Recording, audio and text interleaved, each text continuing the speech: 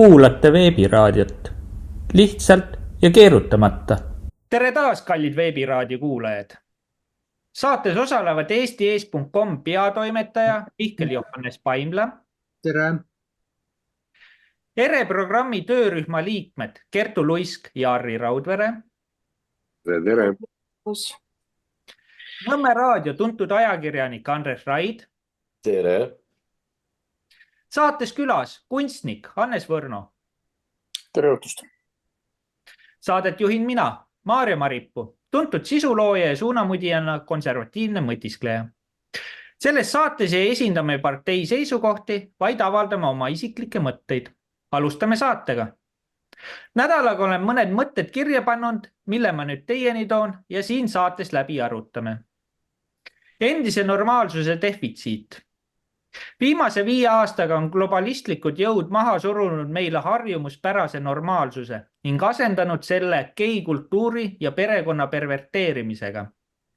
Sellesse ühiskonna ümberkujundamisse on kaasatud ka haridussüsteem, kes suunab meie noori uude normaalsusesse. Avati esimene Eesti track-kool, mida Õhtulehe andmetel võib nimetada eliitkooliks. Peavoolumeedia toetab kogu programmi täies mahus.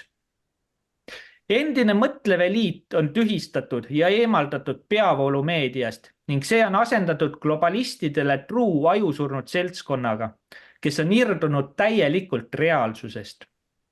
Kuna liberaalset uut normaalsust on ühiskonnas kultiveeritud juba mitmed head aastad täiel võimsusel, on ühiskond tugevas normaalsuse defitsiidis. Inimesed on hakanud otsima selle tulemusel hoopis muid informatsiooni saamise allikaid. Alternatiivmeedia on teinud suure võidukäigu, kuna mis enne tundus nende kajastatud vandenõu teooriana on nüüdseks osutunud reaalsuseks ja oma objektiivsuse tõttu eristub tugevalt peavoolumeediast. Samuti ühiskond ei lase vanal mõtleval eliidil hääbuda, vaid nüüd kutsutakse nad hoopis alternatiivmeedia saadetesse, kus tühistatud koheselt tarbitakse kui värsket õhku globalismi vaakumis. Kuidas kommenteerite? Annaks sõna Harri. Sul on au. Jaa, ma tänan sind selle au eest. Tegelikult sul on ju kõik õigus, mida sa siin sissejuhatuses oled öelnud ja see on kõik tõene. Aga üks lause jäi mulle kõrvu kumama. Sa ütled, et meie globalistid, kes täna on võimu võtmas, on irdunud reaalsusest. Tähendab, see, mida nad teevad, see ongi nende jaoks reaalsus. Ja see, mida meie esindame või millest meie aru saame, see ei ole nende meelest üldse loomupärane tegevus.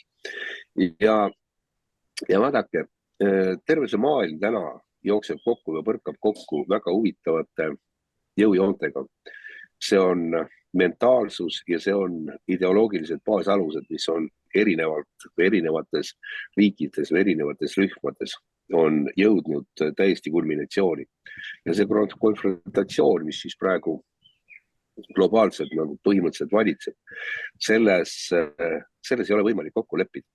Ja kui ma kuulen ja mõtlen, et kas tuleks istuda ja rääkida ja kutsuda tagasi nüüd nagu kaine mõistuse juurde neid inimesi. See ei ole võimalik. Seda võiks öelda, et see on nagu antagonistlik vastuolu, lepitamatu vastuolu, kus üks pool peab paratamatult teise ära sööma. Ja üks jääb peale. Nii et seda tuleb endale juba aegsasti tunnistada ja tunnustada ja aru saada. Ja kas on need samad konfliktid täna, sõjalised konfliktid, sõda Euroopas, on ka ju põhimõtteliselt ideoloogilise vastasseisu poolt tekitatud. Ja ühelt poolt on arusaamised maailma asjadest niivõrd erinevad, et nagu öeldakse, et istume läbirääkimiste laua taha ja räägime ja arvame, et me suudaksime leida mingisuguse konsensuse. Seda ei ole praktiliselt võimalik teha. Ja võib-olla inimkond ongi kogu selle oma eksistentsi aja jooksul. Ma ei tea, mida on läbi elanud eelnevad tsivilisatsioonid, millest meil täna aimugi ei ole ja millest me näeme ainult üksikuid fragmente ja teame, et nad on olemas.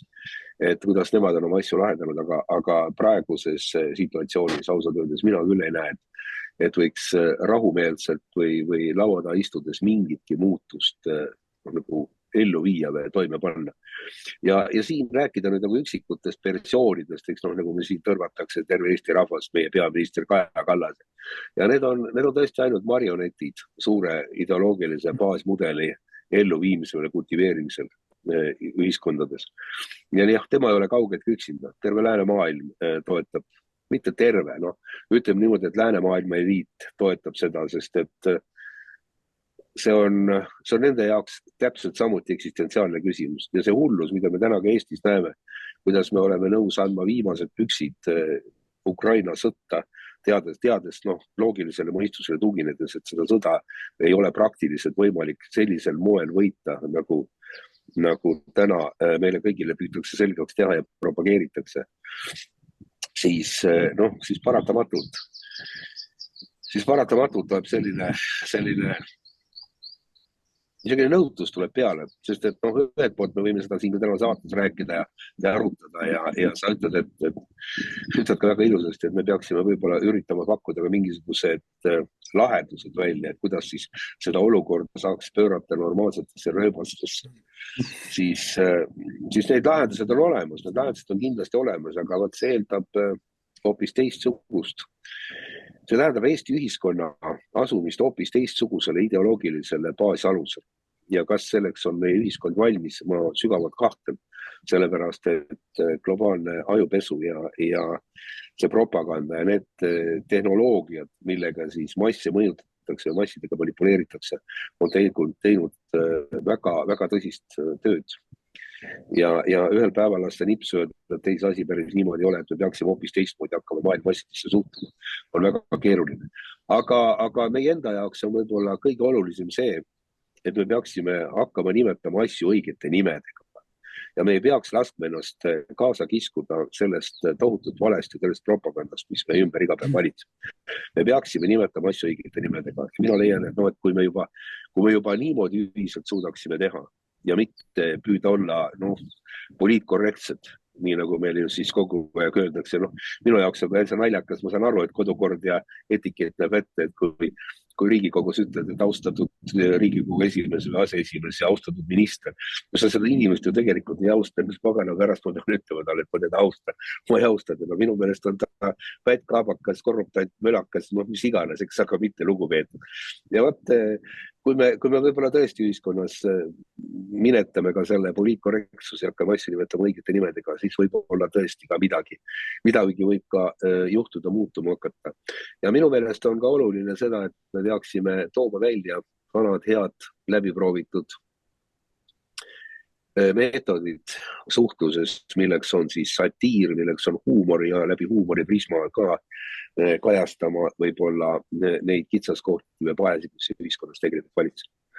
Nii et ma tänan sind esimese sõnavõtu eest, aga ma kuulaksin väga hea meelega, mida meie külaline räägib ja mida me kõik sellest teemast täna arvame. Aitäh! Ja, tulen sulle vastu ja annaks siis Anne selle sõna. Aitäh! Ma ei oska öelda, kui palju see minu järgmine mõte siia tänasesse sellesse raamistikku või sellesse konteksti nii-öelda sobib või kui tõsiselt teie seda võtate. See, et seda ei võta tõsiselt suurem osa kuulajaskonnast, selles ma olen üsna veendunud. Aga sellepärast ma ta ju välja käingi.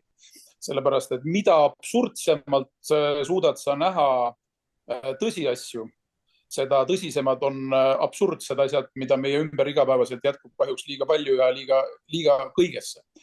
Ja ma tahan öelda seda, et meil oleks võib-olla äkki tore teha üks väike niisugune mõtteline ekskurs ja võib-olla siin on Andresel väga head infi kaasa tuua, et ma annaksin siit Andres Raidile sellise väikse mõttekäigud, kui ma lõpetan, et siis sa natuke täpsustan neid detaile.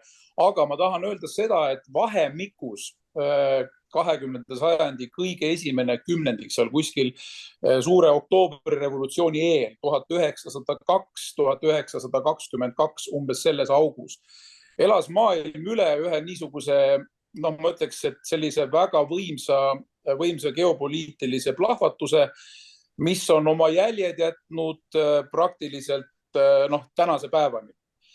Ja kusjuures tuleks öelda seda, et ega sellest väga ei räägita, sest see tundub nii absurdne, see tundub nii kuramuse vandenõu teoreetiline või mida iganes vaid.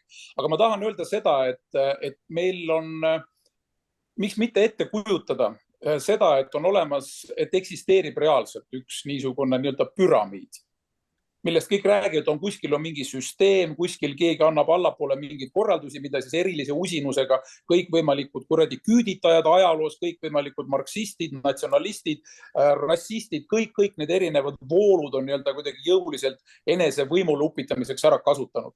Ehk see tähendab seda, et nimetagem seda süsteemi tinglikult püramiidiks ja selle püramiidi tipus tinglikult öeldes on alati keegi, kes on nii-öelda maailma valitseja. Ehk et keegi kusagil juhib kogu seda mängu. Ja et see väga absurdselt ei kõlaks, siis ma olen teinud sellise väikese ekskursi, ma olen üsna palju lapanud läbi neid mingisuguseid ajaloomaterjale ja vaadanud seda, mis on sellest ajast umbes 20. aastate, 20. sajandi 20-ndatest kuni tänaseni toimunud. Ja ajaliselt on see umbes seesugune aeg, mille kohta võib öelda seda, et tänaseks päevaks on hetkel jõudnud kogu maailm sinna kohta, kus käib võitlus mitte mingisuguse rohepöörde või kuradi Ukraina, mille iganes pärast, vaid praegusel hetkel me, kallid sõbrad, elame üle ei midagi muud kui seda, et see võitlus selle koha pärast seal püramiidi tipus on võtnud niisugused mõõtmed.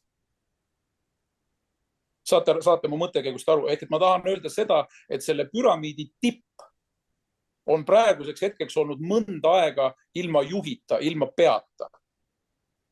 Ja nüüd kõrvad kikki julgen ma välja käia selle nime või selle persooni, kes oli viimane ja kes on meie hulgast lahkunud, kes siiamaani seda asja üsna veenvalt minu jaoks sealt tipust juhtis.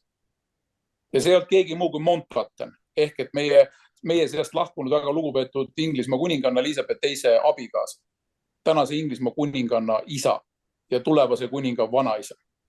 Ehk et see mees noorest peast väga noore mehena käivitati süsteemi, mille eesmärgiks, mille missiooniks oli juhatada ja juhtida maailmas erinevaid arenguid. Kuna pärast seda, kui prints Philip suri, kaotas maailm sisuliselt nii-öelda püramiidi tipust selle juhtlõnga käes hoidva liidri. Läks lahti tohutu võitlus selle koha nimel ja see ongi see, mida me praegu maailmas enda ümber näeme. Võtke seda absurdina, võtke seda, kuidas tahate.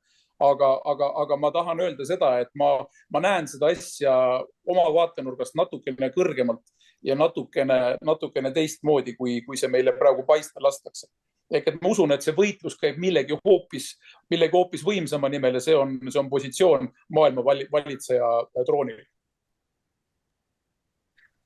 Ja huvitav mõte, aga näiteks on Klaus Schwab on hirmsasti seal nii-öelda seda... Neid trügijaid on sinna veel, eks Bill Gates on sinna ilmselt soovinud trügida, seal on terve rida, ma arvan, et seal on ka Merkel võib-olla midagi endale ette kujutanud, Putin ja nii edasi ja nii edasi. Ehk et see list on lõputu.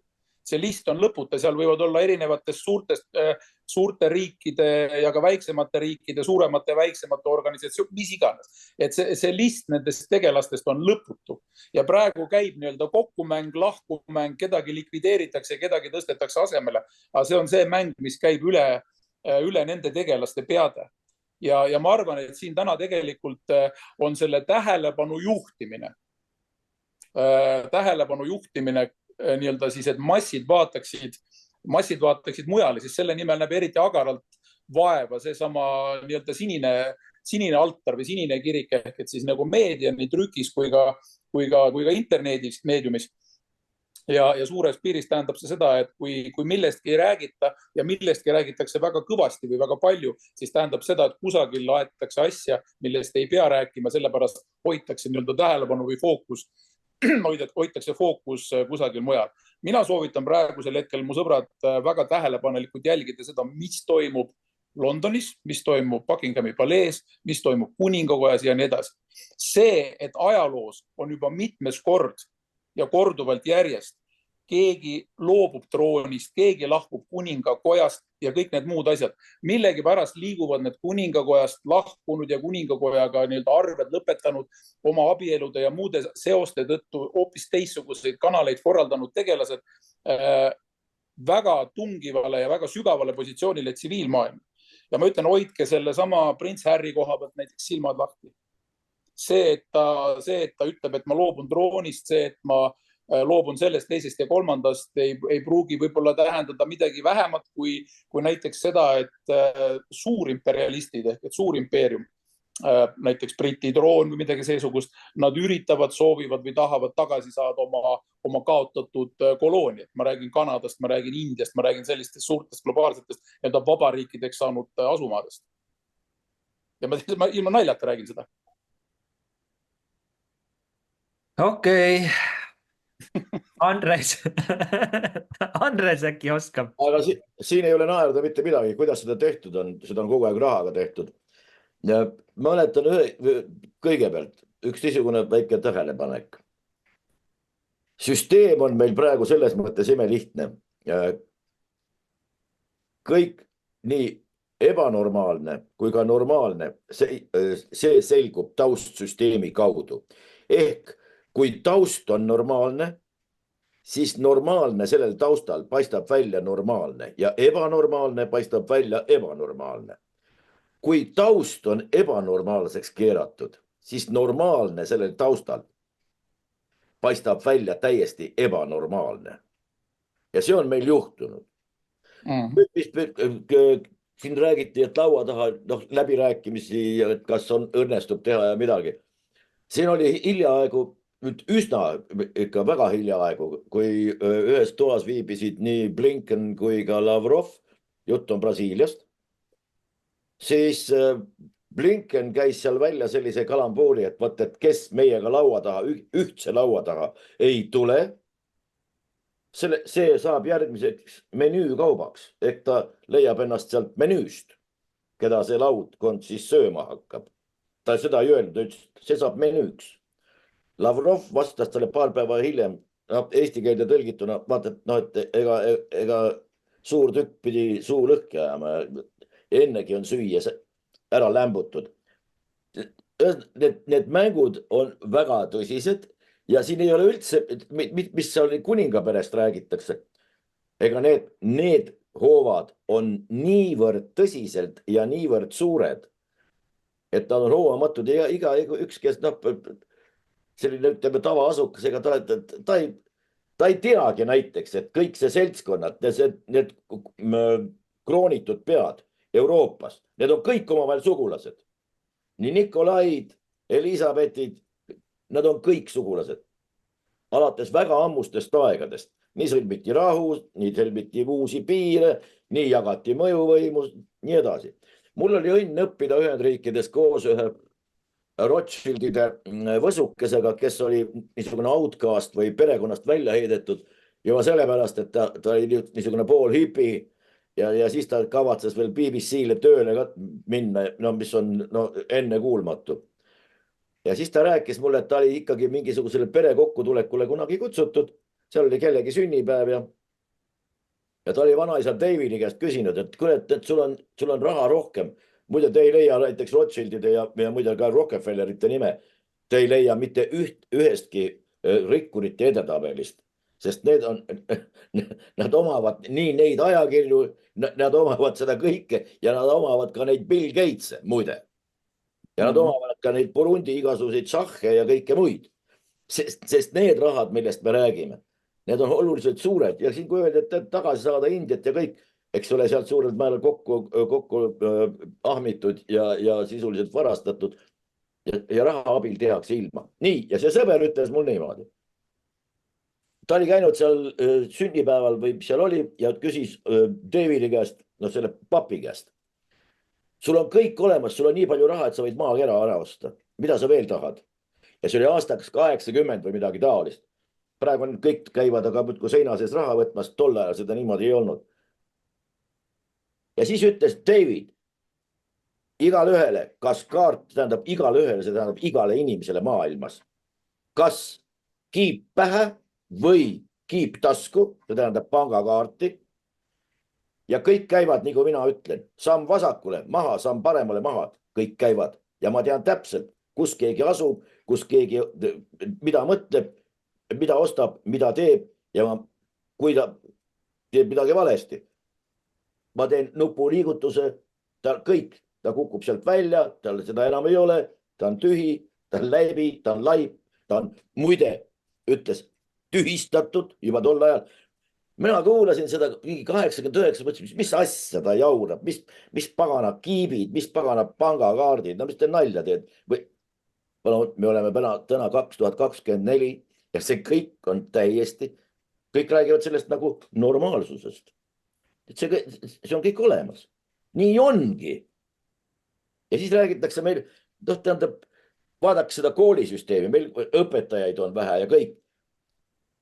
Meil on õpetajaid tõepoolest vähe, aga meil ei ole peaaegu üldse enam neid õpetajaid, kes oleksid õpetaja ametivääriliselt, kes teavad täpselt, mida nad koolis teevad. Küsi mõne õpetaja käest, et mis kooli põhiprotsess on, mis on õppekava täitmine, ma ei tea, siis seal mingisugune veel, mingisugune see arengust räägib keegi.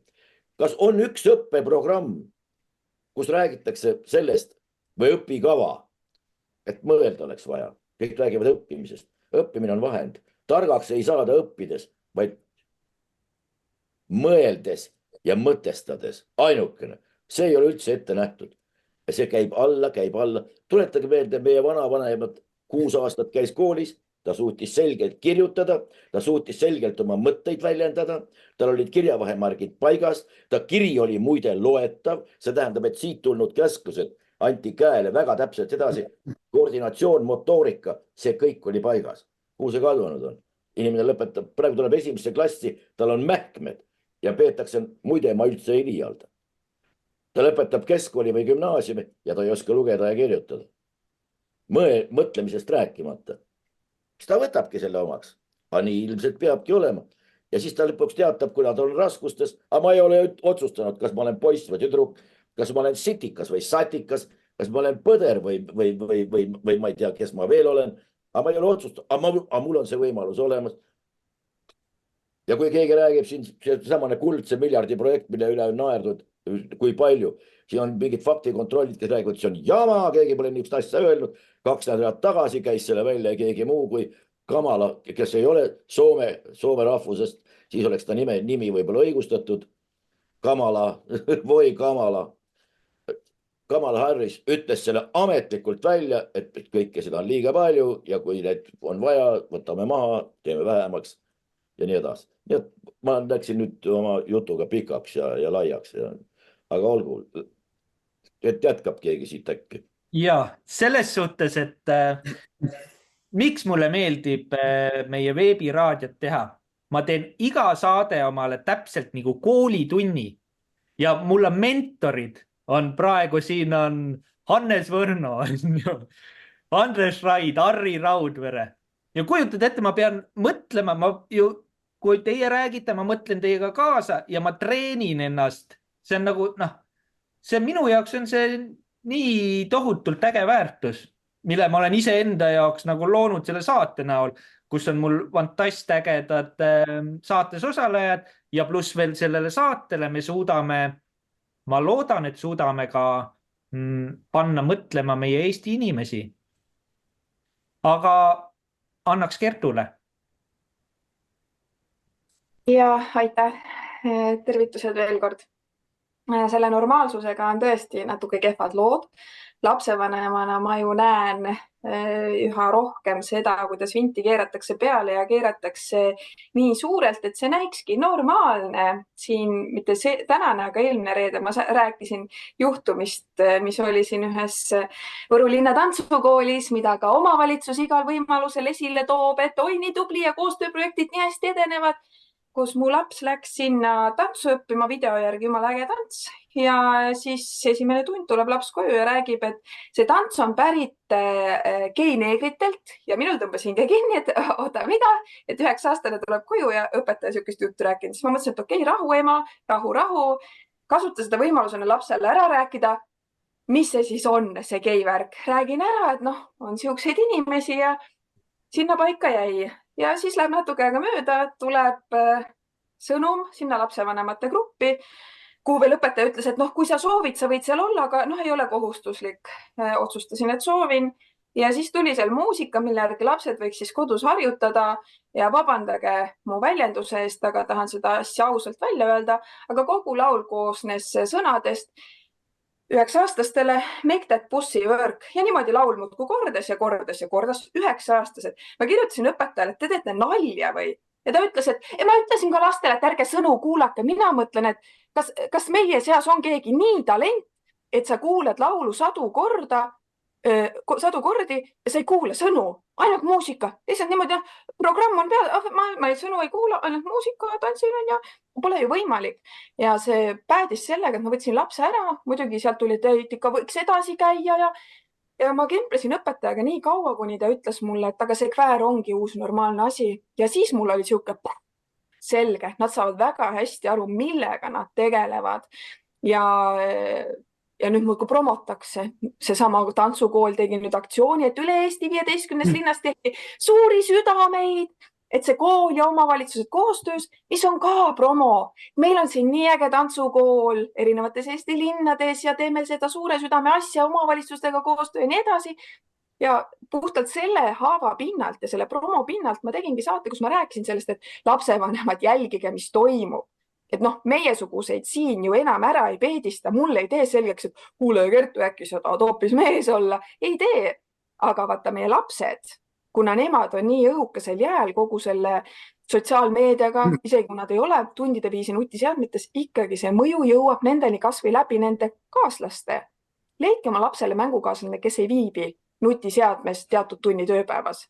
Ja sealt kaudu kas või jõuab see mõju meie lasteni, isegi kui meie väga teadlikult reguleerime seda aega.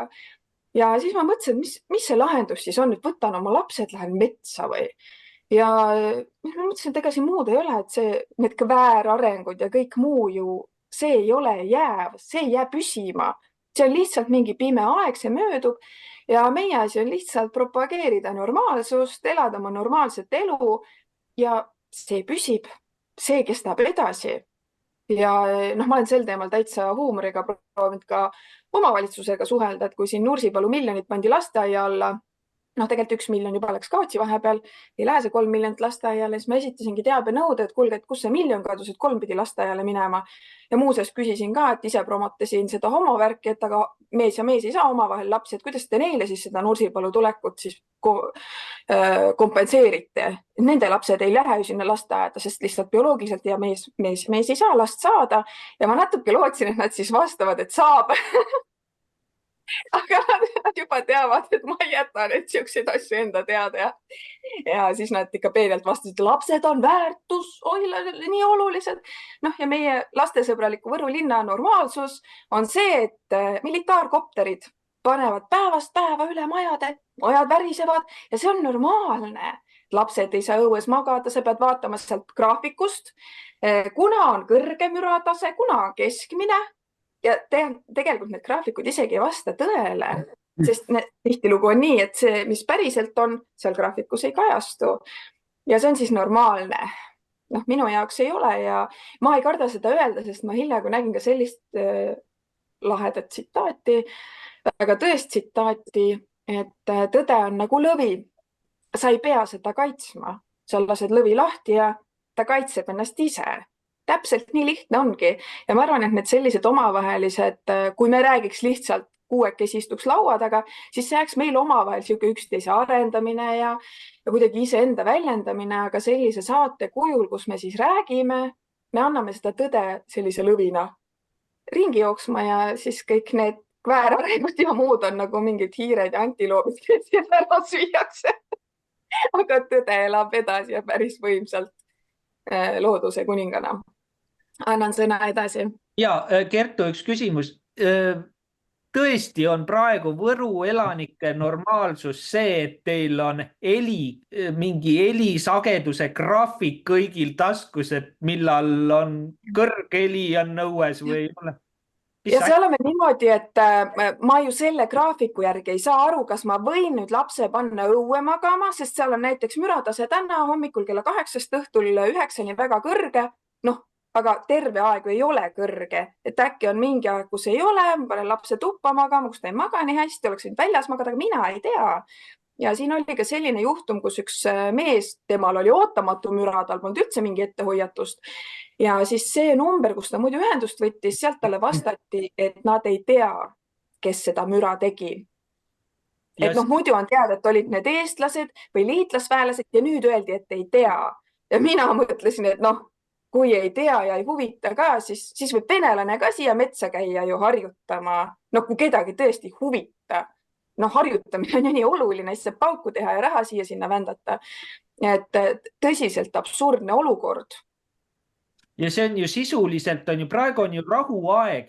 Et ma tahan, et kui oleks sõda, et ongi reaalselt sõda, et üks hetk see sõda saab läbi ja lõpeb ka nii-öelda see lärm ära. Aga praegu on rahuaeg ja see tähendab seda, et nad jäävadki sisuliselt paugutama. Nad jäävadki, see ongi nagu teie reaalsus. Ja praegu ei ole seda laienduste lasetki leidnud, ehk siis plaanis on veel veealused lõhkamised, üle elumajade 30-35 kilomeetrit vahemaadelt, siis lastakse üle elumajade igasugu asju. Võib nii juhtuda, et mõni asi arvutatakse valesti ja kukub mõne maja peale, juhtub nagu Raitari peldikuga, aga mis seal ikka keegi ei vastuta, sest meil on vaja harjutada kaitsmist. Aga mina näen, et siin ei ole tegemist kaitsmisega, see on terroriseerimine, sest need militaarkopterid ei pea panema üle kesklinna. Kui neil on nii palju raha, tehku väike tiir kuskilt vähema asustusega kohast, ei, kesklinn.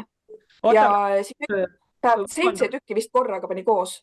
Aga kus on nüüd need loomakaitsjad, kes on uuel aastal tagajalgade peal, et ei tohi raketti lasta, sellepärast, et koerad lähevad hulluks?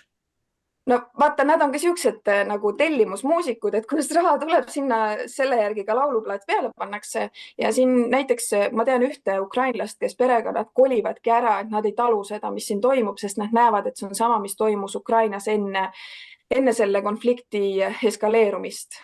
Ja lähevadki ära ja selle praegu toimuva eesmärk on meid siit jalust ära saada. See ei ole kaitsevõimena, kes tahab öelda, et need liitlasväelased, nagu siin 5000 on planeeritud, kui see kõik valmis on, et nad on siin meid kaitsmas.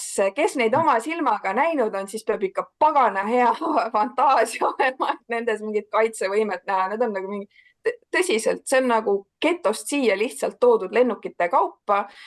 Minu jaoks täiesti probleemne kontingent, arvestades, mida nad siin on korda ka saatnud, siis ma ei saagi midagi muud neist arvata. Ja tahaks nagu positiivselt mõelda, aga minu jaoks ainuke positiivne väljavaade on see, et need paud siin, mis majasid pärisema panevad ka kesklinnas, on nagu äratuskellad. Rahvas, see valitsus ja omavalitsused, nad teevad iluasju, lastead, palun väga, aga linnas varsti elada ei saa. Nad teevad iluasju selleks, et teid eksitada. Nad ei seisa meie eest. Nad on täiesti ära ostetud. Ja siin ma räägin natuke lolli nalja ka, siin keegi just kirjutas, et Kaja valitseb, mingi siuke fraas, Kaja valitseb, Kaja otsustab, siis ma ütlesin, kuulge, et kui Kajale ülemus ütleb, et mine näita Riigikogule disse, arvake ära, kas tal on ruumi keelduda, või Kaja ei otsusta ega ütlesin mitte midagi, ta lihtsalt teeb mina ei lähe Karise vastuvõtule, mis te mind kiusate, niimoodi kuidagi nagu ülbitseb ja sellega ilmselt oma ego siis natuke nagu tupsutab niimoodi vatitupsuga, et ei, mina ikka siin olen tegija. Reaalsus on see, et ta on lihtsalt, temal ei ole mitte mingit vabadust. Meil siin on väga palju rohkem vabadust võrreldes nendega, kes on ennast maha müünud, loonud läbi selle igasugu komprot, mis tõttu neil ei ole ka ruumi eemale astuda sellest mängust. Et see on päris karm koht, kus olla, kus nad täna on, et ma üldse ei kadesta. Jah, aitäh. Aitäh, Kertu. Mihkel. Jah, tervist siis veel kord, et siia Kertu jutule siis mõningased märkust võib-olla, et meil on nagu see ühiskond täiesti, kuidas öelda, lõhestada, et kui meil siin promotakse igasuguseid roppusi lauludega ja niimoodi, siis siin üks moment, mis mulle silma jäi, et siin on jutus, et mees ja mees ei saa lapsi, aga nüüd tuldi kusagil vist välismeedias absurdse väitega välja, et mees saab anda oma lapsele rinnapiim. Kust otsast see reaalselt võimalik? Tulge mõistusele. Ja siis teine moment, et meil on seoses selle niinimetatud abieluvõrdsusega on juba tegelikult ühiskond lõhki kistud kas või selle järgi, et meil promotakse igasugu drag queenlust, sisuliselt võtame seda niimoodi, et paneme mingisugused õhupallid plahvatame, siis ma ei taha siin seda sõna öelda, aga sisuliselt kujutatakse sellega ette, et kui me need lõhki laseme, et siis see on jumala fun ja kõik sihuke, see on eriti haige. Aga siin, kui konkreetselt sellest normaalsest defitsiidist rääkida, siis nõustun siin juures Harriga, et me ei saa neid ministreid ja kas või ka Riigikogu liikmeid ja ametnikke austada, kes sisuliselt meie arvamusest sõna otseses mõttes üles sõidavad. Meil ei ole nagu nende inimestega, kes tahavad oma seda julma agendat peale suruda, mingisugust austust vaja tegelikult üles näidata. Ja siin veel mõningased mõttekäigud, alternatiivmeedial on kindlasti oma roll kahtlemata, et tänu sellele, et see alternatiivmeedia meil siin tegutseb, on saanud kõlapinda inimesed, keda on massimeedia või siis ka konkreetsemalt ajupesumeedia tühistanud. Ja muidugi siin võib ju öelda seda, et sotsiaalmeedia on suuresti nagu inimesi tsenseerinud. See on minu meelest, see läheb nagu sellesse Stratcomi teemasse, et Stratcomist antakse üles kätte, nii tühista see ja see inimene ära ja siis saavad linnukese kirja loodad, et asjad seda korras. Aga siin veel selle Inglismaa juurde, et Hannes tõi siin välja selle Philippi nime, et ta võib, aga ei pruugi olla seotud selle samuse 300 komiteega ja siis sealt tekib ju küsimus, kes see nagu neid kõrgemaid niidi tõmbamisi kaasa teeb, et kahtlemata siin võib ju öelda, et see mõttekäik on igati loogiline, et kui me räägime siin, et kes nagu kogu seda maailma suurmängu nagu orkestreerivad, siis kindlasti nende on üks osa sellest mõjus kahtlemata olemas. Ja siin veel Andrese jutul oli see jutt sees, et paneme kiibid kas inimeste taskutesse või pähe. Praegu püütakse inimeste mõttemaailma suunata niimoodi, et kui me paneme inimestele kiibid aiu, siis nad on täielikult kontrollitavad ja midagi siin halvemaks ju minna ei saa, aga tegelikult me teame, et asjad on siis vastupidi. Ja siin see implanteerimine, et väikesed lapsed saaksid omal täielikult taastada oma organismi läbi kiipide sellist asja, see on täiesti vale. Et kui juba selline pretsedent on maailmas loodud Elon Muski poolt, siis ma näen siin väga tõsist ohtu inimkonna tulevikule. Ja kui siin veel võtta seda aluseks, et meil nagu ühiskonnas on täielik lõhestatus ja siin nagu aastatega on seda süvendatud, siis ma ütleks niimoodi, et meil on alternatiivmeedia üldse nagu inimesed, kes suudavad oma kesksis nagu veel tegutseda, on jäänud nagu suht vähe nagu selliseid, ütleme, teistsuguseid teid, et kuhu siis minna, et kui valida kas või mõni teine tee, mis viib nagu inimeste üksteisest eraldumiseni, siis lõpuks võivad teed viia selleni, kus sulle surutakse peale, et sa kas valid selle tee ja allud meie diktaadile või siis lähed selle teel edasi, kus sa juba näiteks 2 või 3 aastat käinud ja võitled oma õiguste eest lõpuni ja see pime aeg, eks ju, et me ei tea, kaua see kestab, et seda ei saa siin keegi nagu täpselt nagu öelda, aga mis on selge, et kui suudab koonduda kriitiline mass inimesi, kes suudab selle ebanormaalsuse vähemalt selles mastaabis muuta normaalseks tagasi 51% inimeste jaoks, kui mitte rohkem, siis see oleks suur käivitaja, see võib juba tuua kaasa ka positiivsemaid arenguid inimkonna arengus, aga seda saab teha ainult tõenäoliselt nende inimestega, kes ei murdu selles praeguses valede rägastikus. Et see oleks minu poolt esialgu kõik, aitäh. Ja on ju pandud paika nii-öelda aastanumber 2035, ehk siis globalistide plaan, millal peaks siis nii-öelda suur lähtestamine siis tehtud olema. Et võib-olla Mihkel on see vastus, et ikkagi vist teatakse seda, et millal see asi peaks nagu ühele poole saama, kui on see nii-öelda see 2035 on õhku paisatud.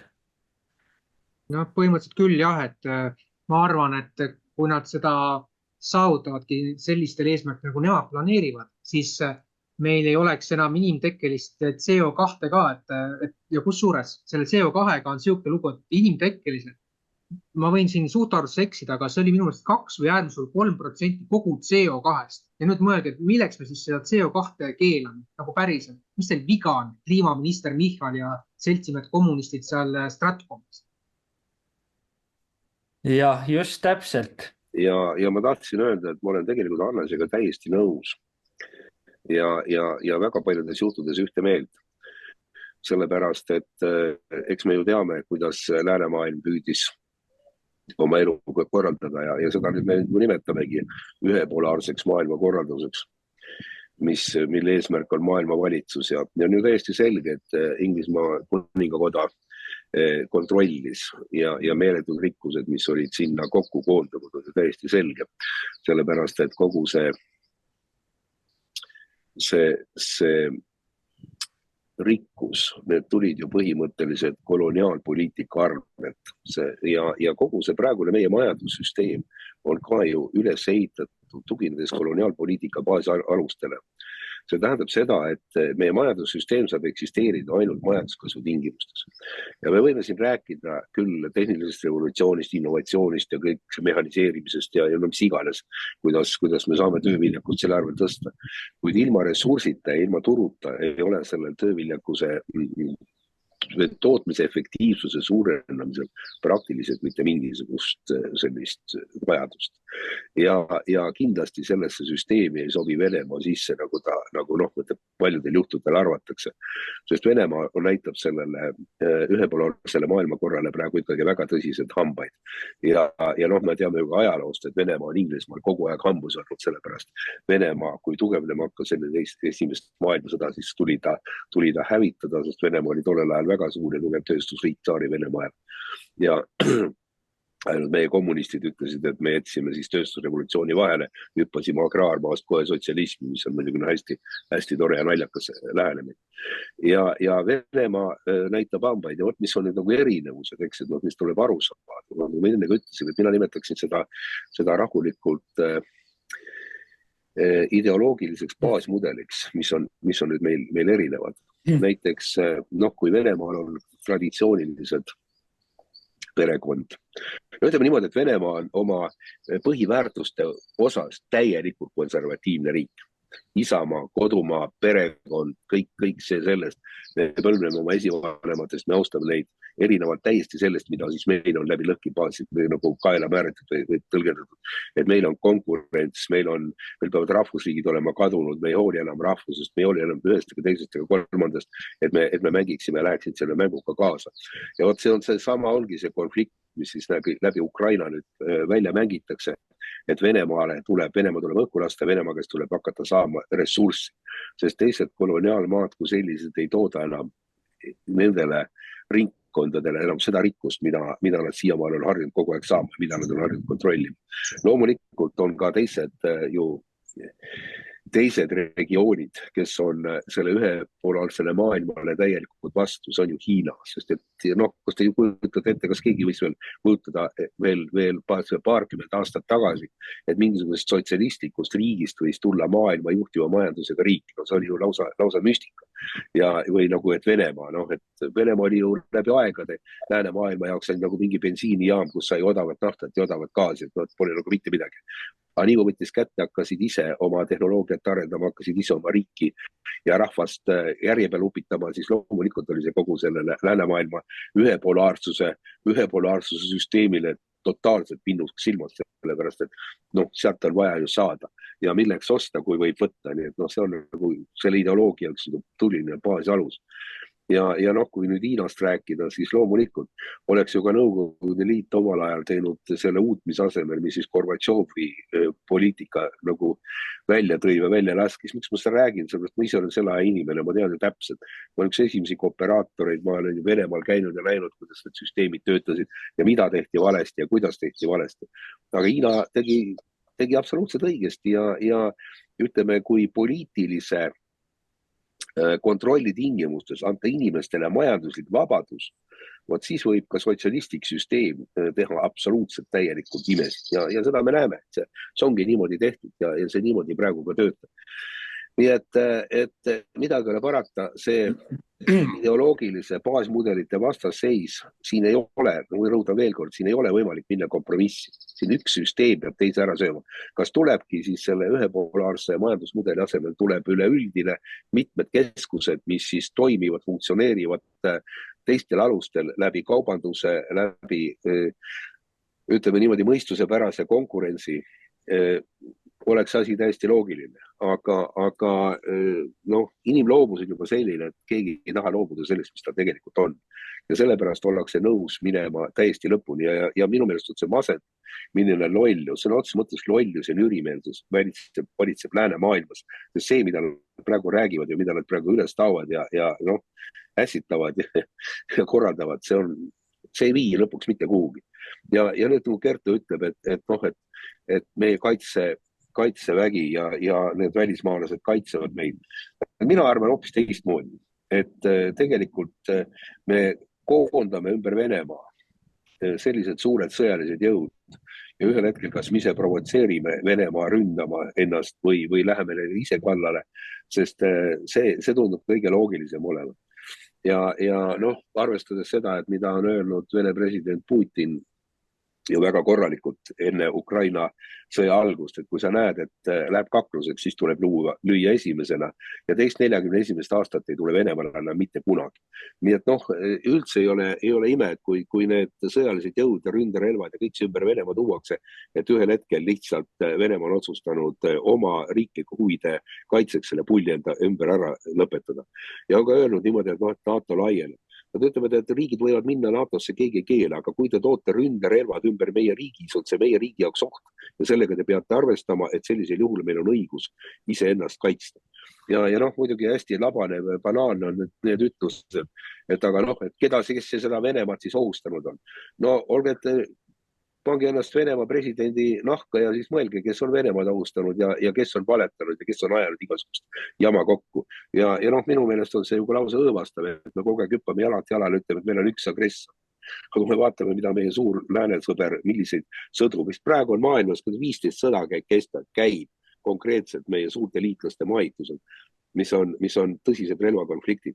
Nii et ütlen veel, et meie väikene Eesti riik peaks olema rajatud, nagu meie põhiseaduses öeldud, on õigusele ja õiglusele.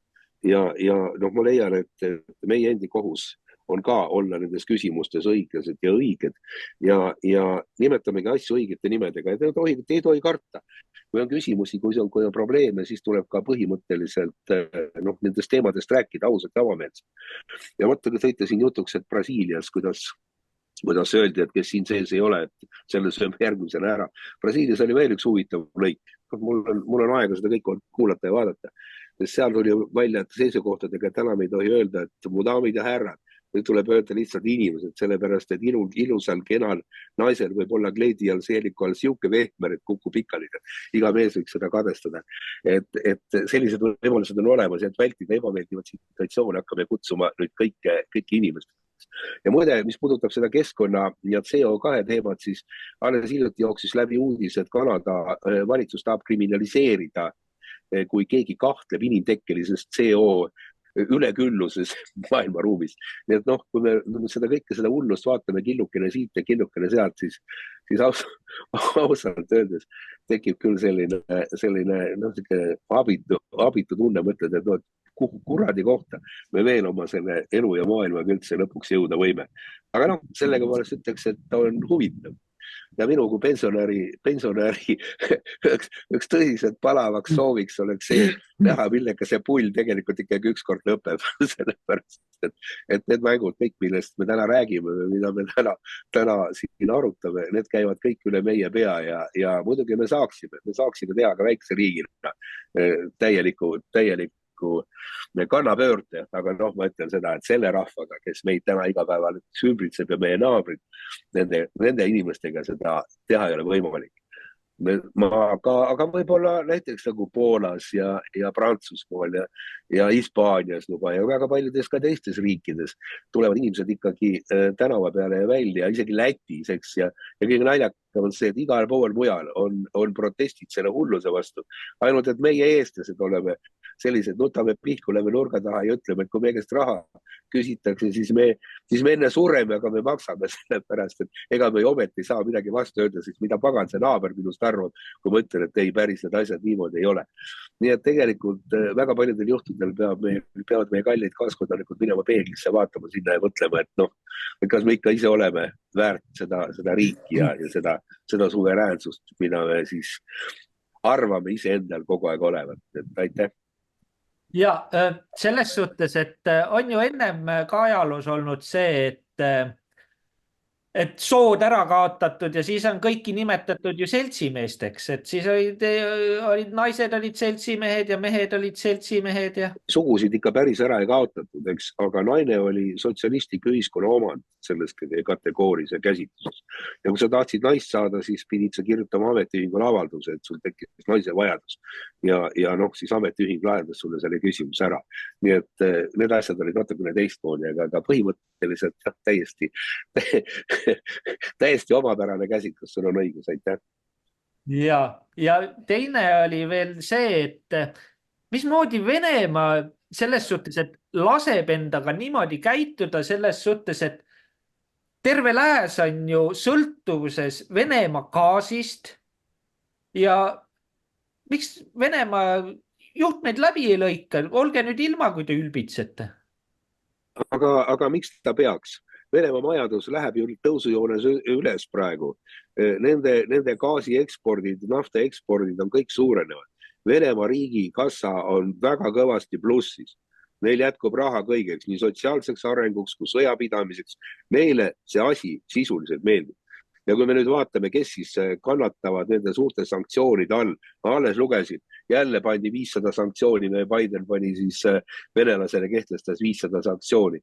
No mõjuvad need 500 sanktsiooni hävitavad veel lõpuks totaalselt ära meie enda majanduse ja kui me siin praegu loeme nüüd meie niinimetatud eksperte ja arvamusliidreid, kes räägivad, et me peame veel rohkem kraani kinni keerama ja igasuguseid Kasahstani kaudu äritehingud ära lõpetama, mis siis Venemaa siis läbi neutraalsete riikide kaudu saab kõiki neid materjale, et me peame kõik need otsad kinni keerama, siis tegelikult tõsine löök tuleb ainult meie enda tööstusele. Ja mulle väga meeldis, kui nüüd öeldi, et need samad droonid, mis siis väidetavad Venemaale tarnitakse, et need on siis konkreetselt relvaembargo kaudu saadud, ostetud ja teised riigid toetavad Venemaad.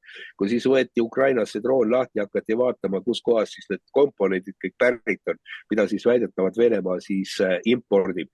Need on mootor on Inglismaalt, karburaator on Iirimaalt, väga erinevatest kohtadest kõik, et no ei saa ju ütelda, et mingisugune Araabia maa nüüd või mingid moslemid tarnivad siis Venemaale seda tehnikat. Nii et see suur sõda ei ole tegelikult mitte midagi muud kui üks suur ja globaalne äri ressursside ümberjagamiseks, kus üksikisiku traagika ja või tragöödia ei maksa mitte midagi. Ja kõik need sõjad, mis on maailmas läbi ajaloo olnud, peegeldavad täpselt seda sama ühte maailmapilti. Nii et ühesõnaga palju õnne ja katsuks said vaadata, et mis selle hammasrataste vahel ikkagi oma väike rahvariigiga ei satuks. Hannes, on sul mõtteid tekkinud vahepeal? Ja kuulates teisi, aitäh, mõned mõtted tekkisid. Ma võib-olla Kertu sellisest täiesti arusaadavast naiselikust ja emalikust murest ajendatuna võib-olla nüüd mitte väga tahtes õli tulle juurde valada, aga see, mis puudutab kogu seda LGBT ja kogu seda nii-öelda oma iharat uuspoliitikat, siis ma näen, et sellel on üks kahetahuline või kaheteraline mõõk, mis tegelikult ohustab ühiskondi ja ühiskondade tulevikke väga tõsiselt. Üks nendest esimestest on see, et see on ilmselge, et samasse soosse kuuluvad inimesed lapsi ei saa ja nende abielu seadustamine tühi temaga, kui inimesed on õnnelikud ja armastavad, no me saame sellele kõigele lõpuks alla kirjutada. Nüüd tekib küsimus sellest, et mingil hetkel tekib nendel samasoolistel paaridel ikkagi nii-öelda täiusliku perekonna imagoloogiline vajaduse tunne ja see tähendab seda, et nad ilmselgelt tahavad omale lapsi saada. Nüüd on küsimus selles, et ma ei hakka siin spekuleerima kust kohast ja mismoodi, kas surrogaatemad või kuidas pidi see hakkab see business käima, kust need lapsed saadakse. Ja võib-olla tasub olla tähelepanelik ja panna kõrva taha üks niisugune võimalus, et kogu selle suure tühistamise ja kõige selle käigus ei ole sugugi välistatud need sammud, et ühel hetkel jõutakse sinnamaani, kus hakatakse sellistel inimestel nagu võib-olla siin seltskonnas mõned, kellel on lapsi ja alaealisi või mida iganes, et see asi võib jõuda sinnamaani välja, et sulle lihtsalt lüüakse pitser otsa ette, sa oled segane, sa oled hull. Sa oled vastutustundetu, sa ajad nii lolli juttu, et me peame sult mitte ainuüksi vabaduse meedias esinemist ära võtma või ära keelama, vaid me võtame sult ära vanemlikud õigused. Ehk et sõna otseses mõttes hakatakse tühistama inimesi mitte lihtsalt ühiskonna liikmetena, vaid hakatakse tühistama inimesi lapsevanematena. Ja see tähendab sisuliselt seda, et sul tullakse lihtsalt, võetakse jõuga laps ära, sest keegi kusagil on tellinud endale lapse. Ta ütleb, et vot mulle sobiks heledapäine poisslaps või tütarlaps, nii ja niisugune umbes selles vanuses ja see ühiskondlik tellimus nii-öelda täidetakse. Ehk et lapsed võetakse tagurlastelt ära, väites, et nad ei ole suutelised nende laste eest tervemõistuslikult ja ühiskonnale arusaadavate normatiivide kohaselt andma vajalikku haridust, lapsevanemlikku hoolt ja selgeid ülevaateid pilte selle kohta, milline on maailmas täna valitsev nii-öelda normaalsus. See on esimene oht.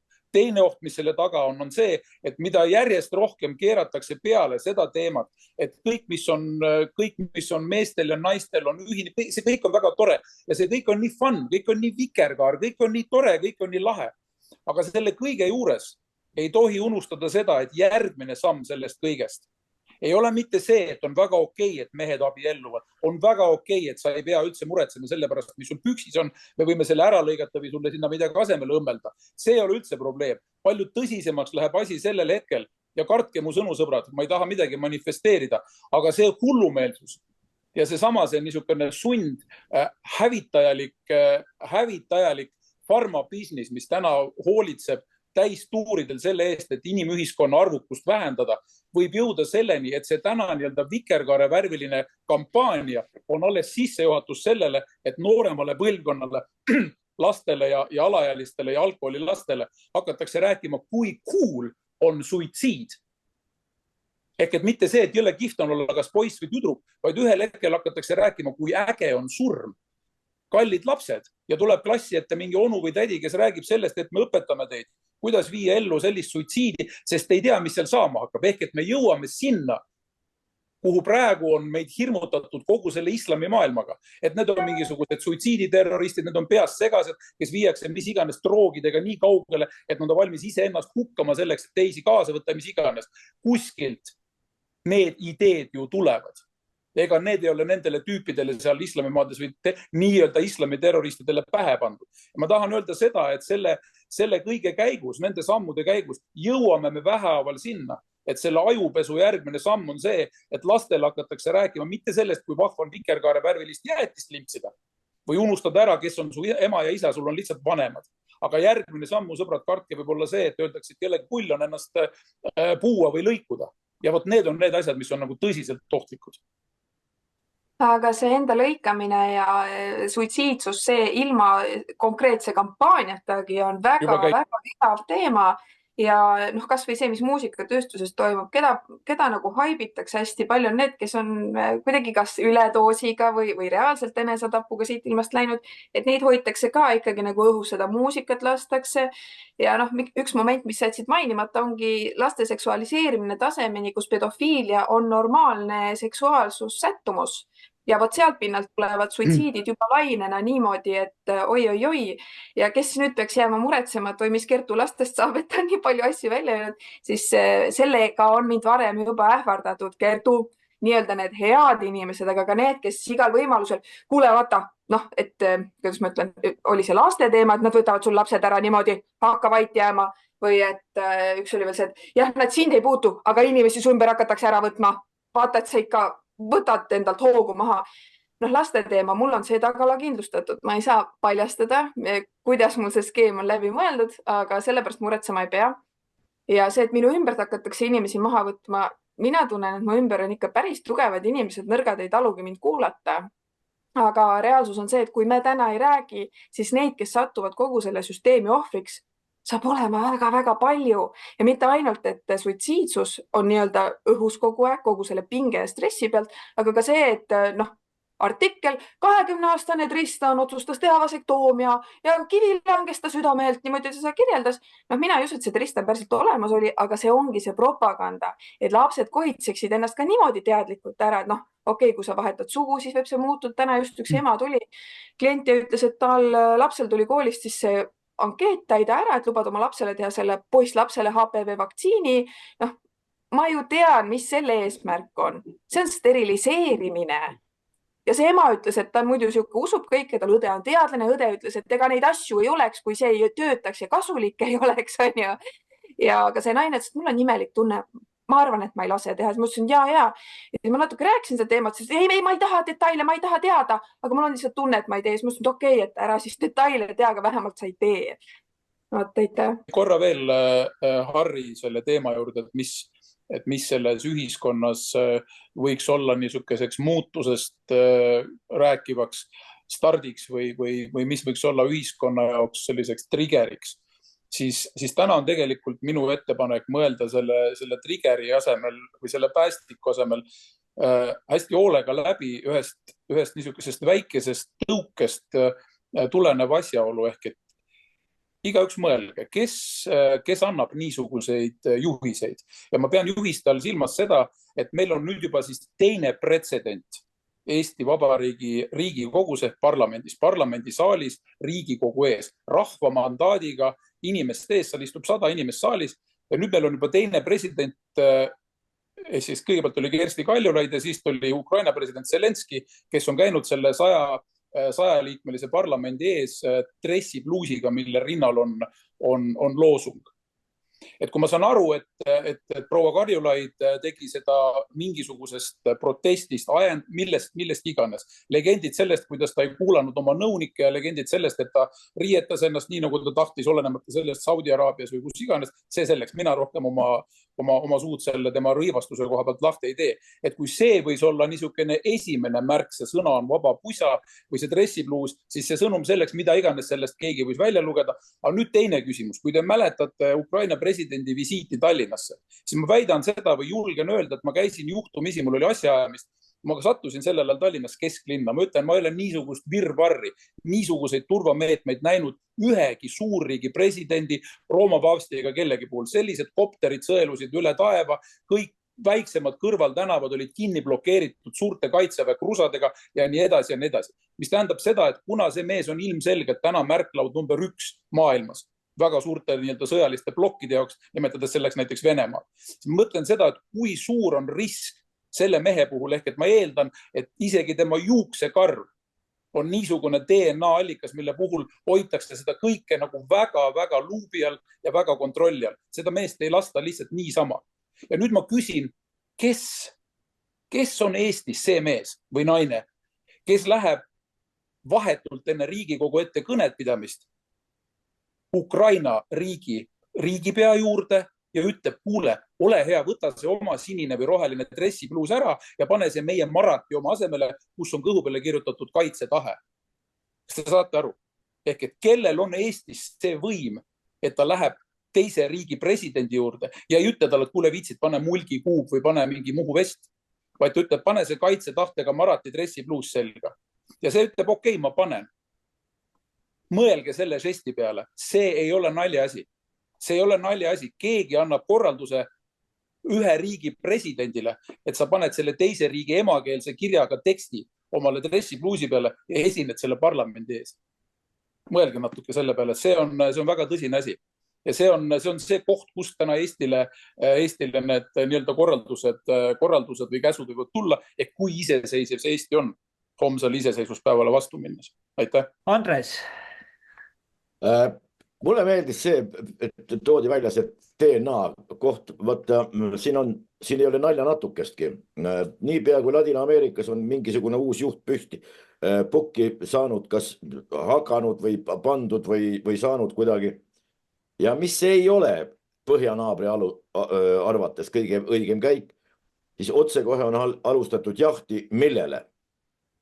Tema mingisugusele tükikesele, tema DNA-le. Ja pärast seda on reeglina mingi aja möödudes mingisse tervisevaevustesse see värske riigijuht pärast mõningast vaevlemist teise ilma läinud. Need süsteemid on väga vanad, neid Hattab muide Tšetšeenis sõja ajal. See oli Araabiast, tõsi küll pärit sõjapealik. Ja see mürgitati täpselt samamoodi. Saadi mingisugune DNA proov kätte, aretati mingisugune mürk, mis ainult talle mõjus.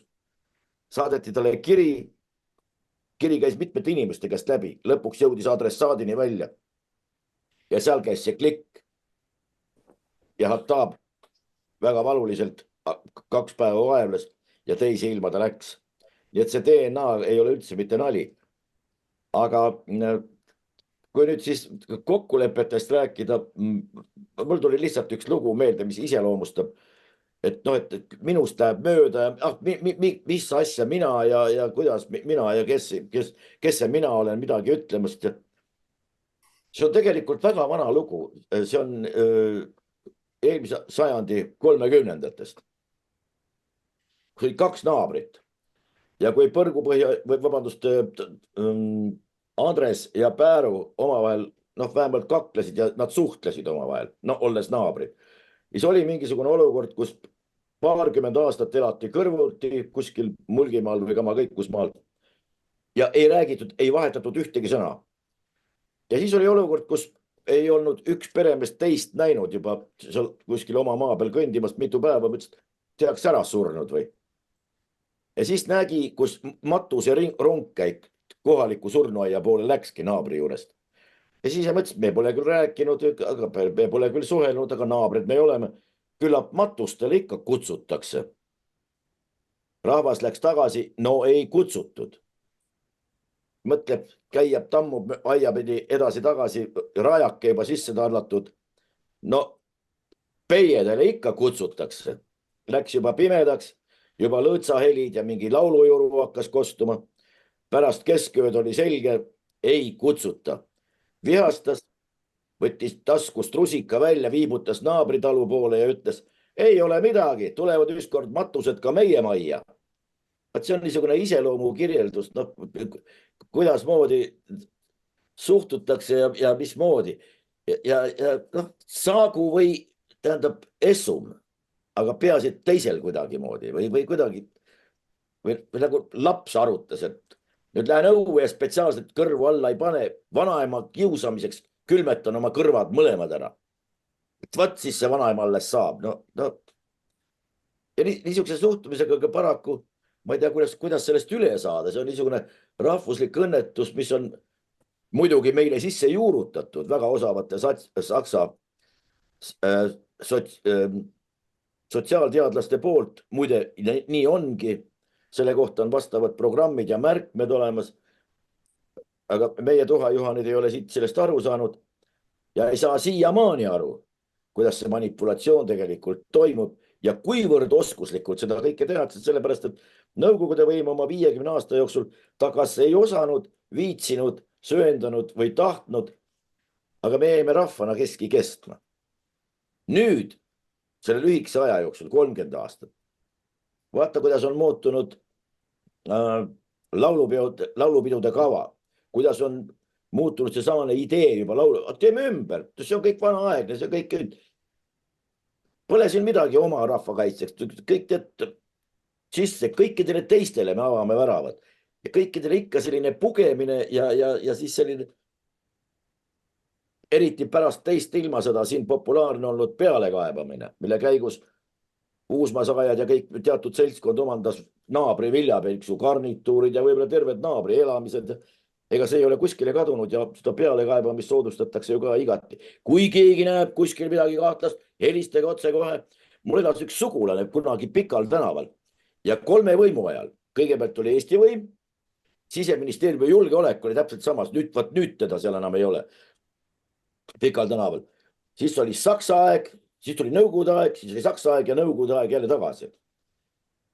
Ja ütles, et ei rohtunud nii-öelda maa või rada tegelikult hommikul, varajastel hommikutundidel kogunes nendel päevadel, millal võeti vastu kodanike avaldusi kellegi kohta, siis ei jõutud, mitte ühegi võimu ajal ei jõutud neid ära teenindada. Osa lahkus ikka oma paberitega, ei jõudnudki, tuli järgmisel korral ja nii edasi. Ja see pealekaebamise vaim, sõltumata võimust, on olnud, ta elas täpselt need akendest paistis. Ütles hämmastav enne, kui ise ära saadeti. Sellepärast, et ju seda korterit oli kellelgi tarvis. Aga need on ju peened programmid, mida tehakse praegu ka see selline mentaliteet naabrist parem. Mina ka praegu, ma ütlen seda naabrist parem, siis see ka tegelikult süvendab seda programmeeringut, mis on veel ülipeen mäng, on see meeste ja naiste vastandamine, huumor ja see, mis meediasse, mis artikleid avaldatakse, kes kellega lahku läks, kes pettis, õnnelikest paaridest. Aga õiged on ainult, kes on alati õnnelikud ja rõõmsad, on LGBT. Ja neil on kõik väga hästi kogu aeg. Täielik kriitikavabadus.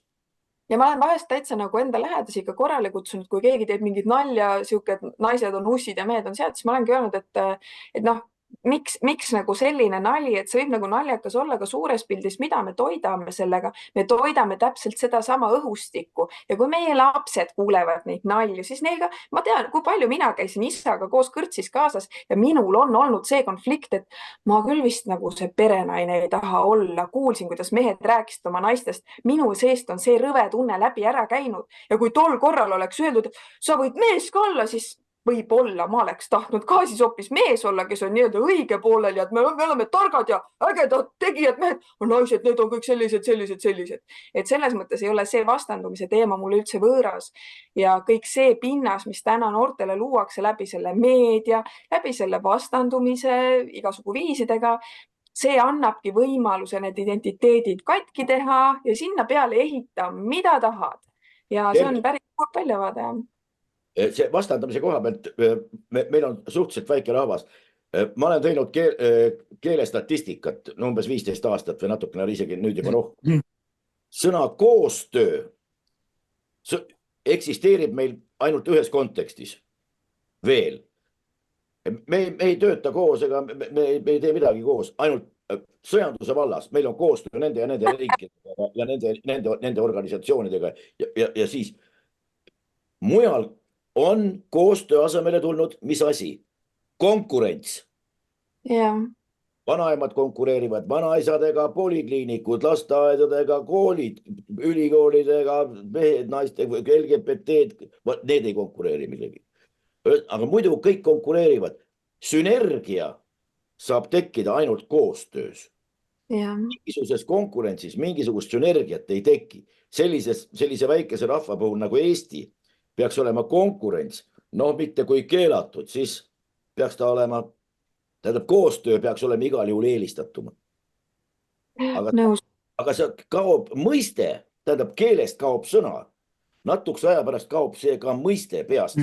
Aga mida see tähendab? Võt koostöö, mis asi see on? Aga konkurents, seda teavad kõik, see viib ju edasi. Kuhu edasi? Ees on suur unnik või vastupidi auk. Ta viib edasi, julgelt edasi. Oravad hõikasid julgelt, seal on küll suur unnik, aga ei midagi. Ja põhimõtteliselt, kui sul see nivoo ulatub alahuuleni, siis ei ole põhimõtteliselt enam võimalik nina norgu lasta, olgu. Arvan, seal on üks võib-olla moment, mis aitaks ühiskonnal seda sama koostööd, mida Andres väga aitäh sulle, et sa selle välja tõid.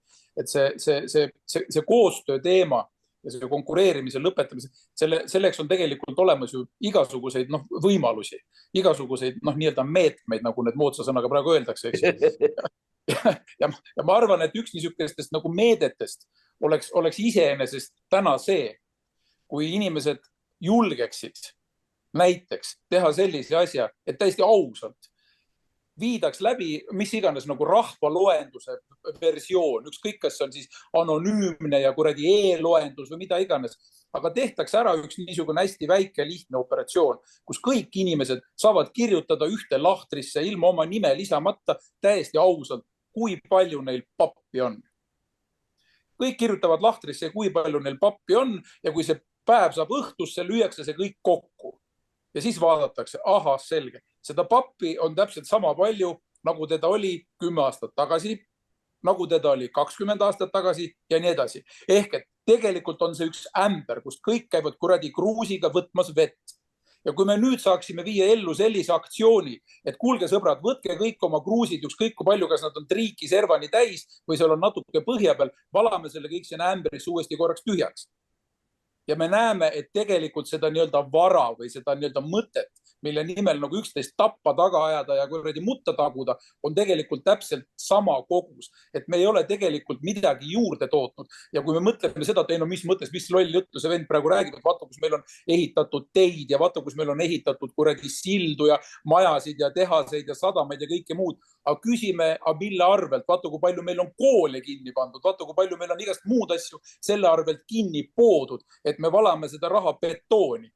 Ehk et tegelikult nende summa jääb alati samaks, aga me võtame seda kuskilt millegi arvelt, me võtame seda perede, laste, koolide, hariduse, vaimse tervise, kõige selle arvelt, hirmutame inimesi sõjaga, ütleme, et andke veel pappi, me tõstame makse, et meil on vaja julgeolekut garanteerida. Kurat, see ämber on ikka 10-liitrine, sõbrad, saage aru. Ehk et raha on sama, aga lihtsalt see kelle käes ta parasjagu on, see ongi see, mis selle probleemi tekitab, eks ju. Ja ei midagi muud. Ja see on ka see koht, kus võib-olla piisaks äkki sellest samast, et kui ütleme siis nii-öelda selline tagurlikult heteromeelne maailm ütleks, et eakene küll jätame selle LGBT praegu täiesti rahule. Ütleme neile, et kuulge sõbrad, et ärme nori üksteise kallal, ärme vingu, ärme kraakle, et teie olete saanud nüüd viimased 5-6 aastat siin mingid sadu tuhandeid, kui mitte rohkem, eks ole, mis on teistelt kõikidelt nii-öelda ära võetud või keegi on sellest justkui ilma jäänud. No okei, pöörame selle mingiks ajaks vastupidi, siis on lihtsalt see, et summa jääb samaks, lihtsalt liidetavate järjekord muutub. Tegelikult on see nii. Ja see ongi lõppude lõpuks küsimus, et miks me ei saa koostööd teha, miks me konkureerime selle sama asja pärast, et igaüks tahab oma kruusiga sealt ämbrist natuke saada. Tänud. Vaata, selles ongi see asi, et Eesti ei tooda raha juurde ja meil on kogu aeg, me võtamegi sealt ämbrist ja siis paneme samasse ämbrisse tagasi. Aga kuskilt võiks ju sinna ämbrisse juurde tulla, kuskilt mujalt riigist. Ehk siis Eesti toodaks midagi ja saaks vastu. Aga praegu meil ei ole sihukest asja. Siin on ka see sest kõik see tooraine, mis meil olemas on, ükskõik kas on metsa või maavarade näol, siis selle asemel, et ise midagi toota ja kallilt müüa, me anname selle nii odavalt kui võimalik ära, et saaks selle 3 korda kallimalt tagasi osta. Ükskõik kas kuradi väetisena, vetsupaberina või millena iganes. Siin on üks punkt veel, mille, kui keegi viitsib, äkki mõtleb, kuna jõude hetkel. See on sõna investeerima. Meil investeeritakse kuhu? Haridusse, kultuuri, siis sinna ja tänna ja teedesse ja koolimajadesse just ja siis haridusse loomulikult investeerima. Tähendab mida? Ma investeerisin sinna aktsiatesse sellepärast, et panin 10 ja tahan 15 tagasi saada. Otse kohe. Mida kiiremini, seda parem. See on investeerimine. Kui ma nüüd investeerisin teesse, miks ei saa enam öelda, et me remontisime teid ja nüüd oluline, mitte 100 miljoni eest, vaid remontisime teid, 3 kilomeetrit teid sai korda. Ei, meil parandati teid 7 miljoni eest, koolimaju ehitati, parandati 18 miljonist, inimesed käivad need miljonid peast, oota, on see palju või, aga koolimaja sai valmis või, tee sai valmis või, oota, ta on kevadel jälle kadunud, oota, aga sinna investeeriti ju äsja ju. Oota, see sõna investeerima. Kas siis keegi see samane mingisugune väliskaupmees või keegi, ta tuleb ja investeerib siia või? Ei, ta lihtsalt annab siia mingisuguse hunniku, kasutab kohaliku lolli tööjõudu, kes ei seisa enda eest ega küsi mitte midagi ega juurde millegi üle. Ja viib selle raha lihtsalt siit minema. Ja ongi. No mõnes mõttes on jah, aga ta on kasutanud sisuliselt orja tööjõud. Aga meil on see sõna, ma räägin keelelisest küljest, ja sõna investeerima, ükskõik kuhu pannakse, haridusse. Nii, ehitati mingisugune riigigümnaasium kuskile, mis järgmisel päeval pandi kinni või mingisugune gümnaasium. Neid on küll ja küll, mis kõigepealt tehakse korda. Nii, investeerimisime sinna. Mis me saime selle eest? see kool pandi kinni. Mis seal koolis sees toimub, kas sellest on keegi kuskil rääkinud? Seal on uus koolimaja, seal värviti ära, aula on niisugune, et viska pikali või lase hundi ratast, ruumi on küll, kõik on soe ja kõik on tore. Aga mis seal koolis tegelikult toimub? Kas seal mõtlema keegi õpib? Kas seal toimub mingisugune, muide areng on see, mis koolis põhiprotsessiks on, millele peaksid olema allutatud kõik teised protsessid. Küsi mõne pedagoogist, mis teil koolis põhiprotsess on? Vastust ei saa. Areng on tegelikult see. See sõna investeerima, aga keele kaudu süstitakse meisse kogu aeg mingisuguseid niisuguse imelikke asju. Inimene hakkabki võtma, ta ei saagi aru, ei mitte midagi. Investeeriti sinna, puhub, nii kuskilt. Ma kunagi hakkasin välja kirjutama meie ajakirjanduses ja avalikes tekstides, poliitikute esinemistest, kõik võimalikke tekste, mis on täielikult nonsensid. No, mis ei tähenda mitte midagi. Ma paar viimast võtan siit ette. Nii, Transpordiamet hoiatab, 7 maakonnas on jäävihma ja libeduse tõttu välja kuulutatud rasked ilmaolud. Kas need ilmaolud on rasked või on need vaja välja kuulutada, et siis nad on alles rasked? Muidu on jää ja kui ta ei ole välja kuulutatud, siis ta ei ole õige jää või tähendab, mis... Nii, Kaja Kallas teatab, haridusvaldkonnas valitsub segadus ja keegi ei tea, kuhu raha läheb. Kõik ütlevad, see on normaalne, see on muidugi. Oota, sa oled peaminister, sa ütled, sa ei tea, kuhu raha läheb. Haridusvaldkonnas. Mis see haridusvaldkonnas on? Hariduse määratlust meil ei ole isegi haridusministeeriumist. Meil on hariduskohustus. Aga mida see tähendab? Kas Andres ja Hannes peavad kaheksa koolis käima mingi arv aastaid või äkki peavad midagi selgeks tegema endale või mis see tähendab? Ei ole. Praegune haridusministeerium räägib neist asjust, tal on kapitaalne segavus, mis on haridusvõrk, mis on koolisüsteem, mis on õppekavad, mis on üks või teine asi. Täielik segadus. Ja siis on, iga võtab seda, kuidas tahab. Raamatupidaja räägib haridusest, näeb miljoneid, mingisugused numbrid, mis liiguvad kuskil Excelitest, ehitaja hõõrub käsi. Urakas, vundamendid, katused, kohe teeme. Õpetaja ütleb, ma lähen tööle, teine õpetaja ütleb, ma lähen aega veetma. Üks õpilane ütleb, et ma lähen sinna lulli lööma, teine ütleb, ma lähen õppima, kolmas ütleb, et ma tahaks targaks saada. Oota, mis asi see siis on? No, iga üks võtab ühte moodi. Ja siis mõtles ühte, ütles teist, aru saadi kolmandat moodi, tehti neljandat moodi, välja tuli 5. Aga mis vahet on? Hippokrates või hippopotamus? Noh, Anubis või Kanabis. Mihkel, on sul mõtteid? Jaa, siin on nüüd päris palju mõtteid läbi käinud, et ma ütleksin siis mõned omapoolsed mõttekäigud, kui niimoodi võtta, et selle koolide ja üldse nagu sellise, kuidas ma ütlen, rahade suunamisega, et ma toon lihtsalt ühe sellise näite, et meil oleks olnud vaja näiteks Metsküla algkooli lahtihoidmiseks 40 000 eurot. Parvel Pruunsild selle maksis oma isiklikust kaukast, aga Lääneranna vald seda vastu võtta ei tahtnud ja siis nüüd nii-öelda lepiti kokku, et Metsküla kool ei saa enam olla kohaliku omavalitsustasandi nii-öelda riigikool, aga ta on siis, saab jätkata, kui ta tahab seda muidugi erakoolina. Aga nüüd tuleb kurioosum. Nimelt nüüd oli see nädala algul või natuke varem, aga igatahes uudis käis läbi, et see sama Lääneranna vald, kes Metsküla koolilastelt võttis võimaluse käia nende enda koolis või vähemalt ametlikul tasandil, see nüüd rajab Lihulasse uue niinimetatud modernse kooli 9 miljoni euro eest. Ja nüüd ma tahaks küsida, et kuulge, aga kus kohas te nüüd selle raha saite, kas teile lubati midagi selle eest või mis mõttes te sellist asja endale lubate?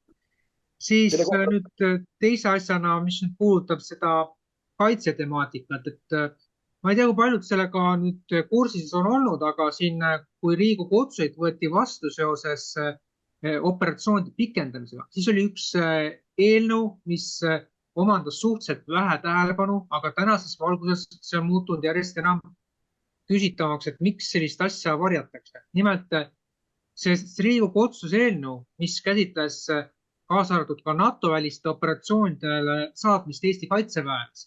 See võeti vastu teatavasti eelmise aasta novembris või detsembris koos teiste operatsioonide pikendamise eelnõuga, kuid seal see punkt käsitleb ju seda, et seda tulevikus, kuhu mehed saadetakse, kas või Nigeeriasse, Sudaani või kuhu iganes, seda ei otsusta enam Riigikogu, vaid seda otsustab valitsus ja valitsus annab siis selge suunased käsud, et vaat nüüd on vaja 300-400 meest või ka naist, nagu me nüüd selle varianti juurde joon hetke pärast, aga neid on vaja siis saata nüüd kahurilihaks mõnesse riigi, kus on tekitatud kas kunstlikult või mingil muul viisil sõjaline konflikt.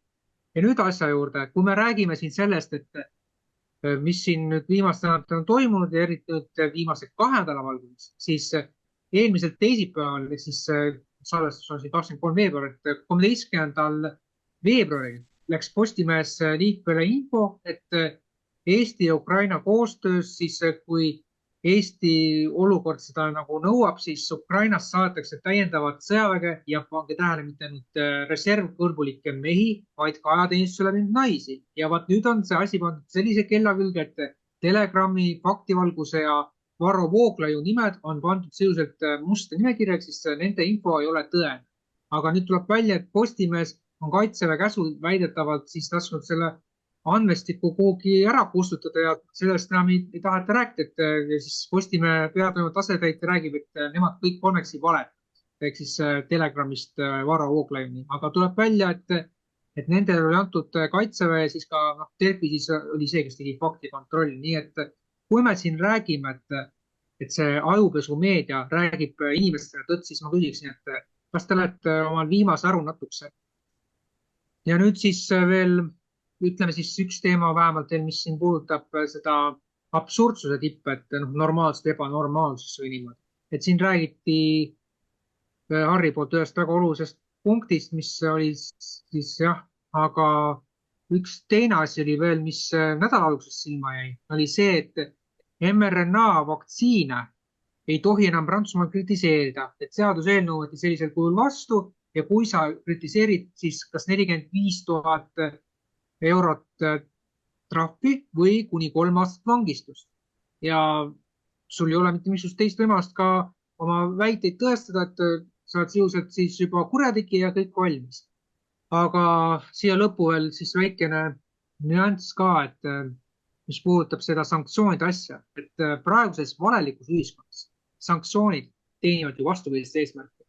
Ehk siis USA kehtestab 500 sanktsiooni Venemaa. No palun väga, aga selle tagajärjel USA ja siis kõik teised, kes USA-ga asju ajavad, siis nemad sisuliselt hakkavad sellest kahju kannatajaks, et Euroopa on sisuliselt juba peaaegu põlvili, aga ikka on vaja oma juru ajada, et veel sanktsioone, veel rohkem rahalisi karistamisi, et Venemaa äri ei saaks õitseda. No näete, mis me oleme sellest saanud, et majandus Eestis kukub juba 2 aastat ja mida rohkem Eesti meil truukutsikalikult haugub sellele propagandale kaasa, seda suuremaks see majanduslangus Eestis ka aetakse.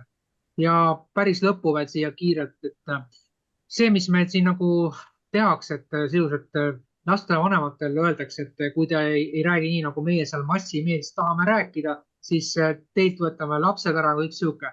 Et see on tõepoolest väga muret tekitav tendents ja on näha, et kui seda edasi kultiveerida, siis esmalt hakatakse nõrgemaid inimesi suruma sõna otseses mõttes või ka tänapäeva keeles nügima ja võetakse neilt igasugune õigus last kasvatada. Eeskätt puudutab see meie kalleid emasid, et nemad ei olevat siis enam mitte aktiivsed, aga tähendab, nad ei ole siis adekvaatsed.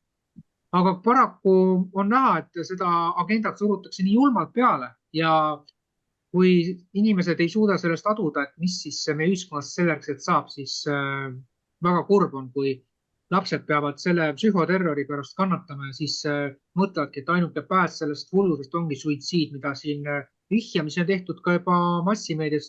Üks suitsiidile kaasaaitajatest, seda küll täiskasvanute ridades oli see Paul Tammert, kes ka nüüd kriminaaluurimise alla sellepärast võeti. Et see on väga tõsine ohukoht. See oleks minu poolt kõik. Mis puudutab seda Ukrainasse tööampsule saatmist, mis siin läbi käis. Hästi huvitav, ma kuulasin ära, mis Telegramis Marian ja Hando sel teemal rääkisid, kuidas nad võtsid Postimehe artiklist copy-paste, kopeerisid, pasteerisid, kuidas siis plaan on saata ka Ukrainasse neid Eesti inimesi, siis mehi-naisi. Ja hiljem käivitus hull kampaania. Kaili Malts oli ilusti osaline, see siuke hästi adekvaatne faktikontroll, kes siis ütles, et see on vale ja sealt kaitseliini poolt tuli veel siuke väide, et see on pahatahtlik vale. Ja kui nad hiljem vaatasid seda artiklit, siis Ukraina koht oli sealt välja lõigatud. Üks mu tuttav, kes jagas seda informatsiooni, et hakatakse saatma Ukrainasse eestlasi tööampsule ehk kahurilihaks, amps on ju, tema Facebooki seinalt kustutati see postitus ära, mis minul pani nagu häirekellad tööle, miks on käivitatud selline kampaania, et nüüd see lendu lastud linnuke, et Ukrainasse ka saab minna, peab nüüd kindlasti olema tagasi selles salajases puuris, et sinna, mingi jama jutt. Mis konks sellega on, kas keegi oskab mulle vastata, et miks äkitselt see on nüüd nii tabu, et oli vaja avalikult hukka mõista siis Marianni ja Handot sellest, et nad tõtt rääkisid, pöörata see tõde vastupidiseks. Miks? Sest idee sinna saata on ju olemas, lihtsalt nüüd proovitakse seda teha natuke varjulisemalt. Sellega oli üks analoogiline juhtum on olnud, mis on vaikselt maha nii-öelda tallatud ja see ei ole siiamaani kuskilt avalikust ega meediast väga läbi käinud ega keegi suurt ei ole sellest juttu teinud, aga see oli 2008. aasta augustis, kui Venemaa toimetas Gruusia kallal. Siis oli täpselt samasugune situatsioon, kus Eesti reservohvitseride kogusse tuli üleskutse, et nüüd on viimane aeg, kõik vabatahtlikud pange riidesse, hommikul kell 8 läheb Tallinna lennujaamast lennuk. Et kes tahavad, võivad minna Gruusiasse grusiinidel appi. See oli 2008. Sellel saadi niimoodi viimasel hetkel nipa-nappa sabast kinni, et osa mehi, kes olid juba seljakotiga laigulistega juba lennujaamas, saadeti jõuga koju tagasi ja lõpetati see asi hästi kiirelt ära ja vaikiti maha. Ehk et see on tegelikult ilmselgelt lihtsalt korralagedus ja bardaki küsimus. Ehk et keegi lihtsalt kuskil midagi ütleb, keegi kuskil midagi käivitab ja nii ta läheb. Ja kui saadakse mingil asjal sabast kinni, enne kui meedia jõuab järele, siis saadakse. Kui ei saada, läheb nii nagu praegu selle Postimehega.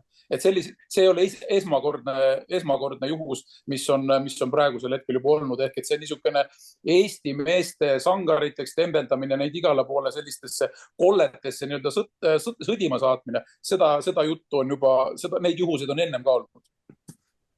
Et mina tean 2008. konkreetselt seda lugu. Minu teada on siit Ukraina sõjast tulnud vähemalt üks Eesti poiss on küll surnuna tagasi juba tulnud sealt lahingust. Siin on läinud vabatahtlikult kogu maailmast on läinud sinna, et selles mõttes seal ei osale Eesti ega seal ei osale nii-öelda NATO, seal on läinud vabatahtlikud, kes on läinud nii-öelda palgasõduriteks ja siin selles mõttes nagu rahvust ei ole küsitud, et see on teine teema, et seda siin ei saa libedale minna. Ja. Et lihtsalt, et siis kui sa lähedki, sa ei esindagi riiki, et sa oledki lihtsalt üks keha, kes sõdib seal sisuliselt. Kui sa lähed nagu nii-öelda palgasõdurina lähed sõtta. Kui sa lähed õpid ülikoolis arstiks, siis on selge, et sa pead ühel hetkel arvestama sellega, et sa oled opitoas, sul on põll ees ja skalpell käes ja sa pead lõikama. Ja samamoodi on see sõduri eriala või sõduri töö on ka selline, et kaua sa seal nii-öelda kuivikus või siis kaevikus niisama kuivalt harjutad, mis sa seal sõjakoolis ikka niisama kaardi peal pastakaga triipe teed. Et see on osadel inimestel on see kutsumuseks ja sinna ei ole midagi parata, et selles mõttes need kriisid ja sõjad kogu maailmas on olnud enamasti suures piiris alati sellised, mis endaga vabatahtlike ja nii-öelda sõtta kippujate puhul on paratamatu, siin ei ole midagi teha. Et see on see, millele ei saa kunagi kätt ette panna, et kedagi ei sunnita sinna minema, et ütleme nii, et sellist nagu sundvärbamist või nii-öelda armeesse võtmist, nagu see oli kuskil suurtes sõdades, kus lihtsalt sundvärvati või siis nii-öelda sunni korras võeti sõjaväkke, nagu me teame ajaloost, kas Saksa sõjaväkke või Vene punarmeesse, eks ju. Et selles mõttes need tänapäeva sõjad on sellised suhteliselt niisugused, et mis kõik rahvused ja mis kõik rahvad siin esindatud on, et me ei oska seda iialgi kokku lugeda, et see on väga keeruline maailm, et siin ei ole väga mõtet niisama uupi paugutada. Aga siin võib tulla ka mängu see suitsiidsuse moment, sest ma tean paari militaari inimest, kes on tunnistanud, et nad ongi nagu nii militaari teed läinud, et see tsiviilelu, et nad ei tulegi sellest toime. ja nende jaoks ongi see, noh, seal on narkoprobleemid hästi tugevad, et tekibki selline, noh, enda elus ei nähta väärtust, sest kogetakse ka seda nendes olukordades, kui habras on elu ja kui sa ei leia sellele haprale elule siis mingit pinnast ja seda, mis su hinge toidaks selles hapras kehastuses, siis jah, ongi lihtne minna kuskile, et noh, saab, mis saab, kui ei tule tagasi, ei tule. Selge, aga meil on juba nüüd see saate aeg on ka päris pikale veninud, et annaks igale ühele lõpusõnad ja võtaks selle saate siis kenasti kokku. Alustaks Harri Raudvere. Aitäh. Vaata, ma kuulasin seda pikemaid juttu ja mõnda küsimust, mida me puudutasime. Tahaks öelda mõne kommentaari. Kas või selle sama investeeringute juurde, eks ju. Et noh, investeerime koolidesse, me investeerime ju praktiliselt betooni ja loodame siis, et sellest muutub midagi paremaks. Aga teate, sellel on ääretult lihtne nagu seletus ja loogiline seletus. Sest mujalt ei saa ju välja varastada kui investeeringutest. Kuidas sa tõstad õpetajatel palka, no sealt ei saa ju midagi varastada, aga sa investeerid sinna koolimaja ja ehitad uue koolimaja, siis sa sealt suure protsendi niimoodi välja tõsta. Ma mäletan, kui ma ise töötasin Sotsiaalministeeriumi haldusala struktuuris, kuidas siis ehitusfirma marssis mul uksed sisse ja ütles niimoodi, et teed meiega lepingu ja 10% me kanname lepingu mahtudest iga kord sinu arvele, ükskõik kus maailma nurgas sa selle arve meile esitad ja siis sa saad ise ka sealt natukene nutsa vahet. Ja teine hästi huvitav lugu oli veel see, et ma ju kunagi nüüd olin valitud Saaremaa volikogu revisjonikomisjoni esimeheks ja ma esitasin siis revisjoni tööplaani volikogule kinnitamiseks ja kui seal oli selge, et ma hakkan puistama teedelepinguid, siis oli vaja paugu pealt tekitada selline eufooria ja mind selle koha pealt minema saada. Sest ma ütlesin, et ma tean, kus kivi all vähid peidavad ennast ja me kisume need asjad kõik avalikuks. No sihukest asja ei tohtinud nagu põhimõtteliselt üldse saada. Ja vot seda Telegrami asja, kui me rääkisime Telegramist ja sellest Ukrainasse minekust ja vabatahtlike sinna saatmisest, siis ma lugesin ise seda ja see kõik oli seal ilusasti olemas. Ja rohkem ma seda muidugi ei lugenud, sest et seda ühte uudist ei loe tavaliselt inimesed üldse 2 korda. Ja Eesti kultuurist on see, et teate, et laulupidu pidi olema meil ka hästi iganenud okupatsioonaegne traditsioon, mis tuleb kindlasti prügikasti visata, nii et see ei ole üldse nagu mitte mingisugune teema. Ja kokkuvõttes seda, et kui sa ütlesid, et alles ütles, et Tallinna kesklinn oli ära piiratud ja tohutud julgeolekumeetmed olid võetud kasutusele, siis mina ütlen, et see on lihtsalt puhas tsirkus. Kui Venemaa oleks tahtnud Zelenskist lahti saada, siis oleks piisanud päris täpselt sihitud raketist ja kogu pidu oleks lõpp. Aga mulle meeldib kuulata igasugust informatsiooni algallikatest, et just nende inimeste suust, kelle suust see ka midagi tähendab.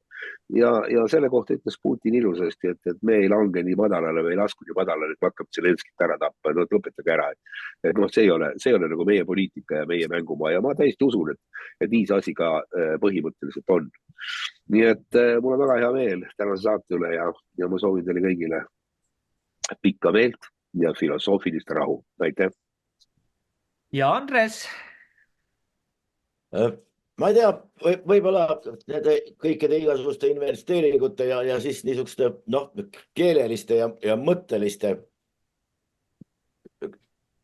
viraaside kullafondist esitaksin 2.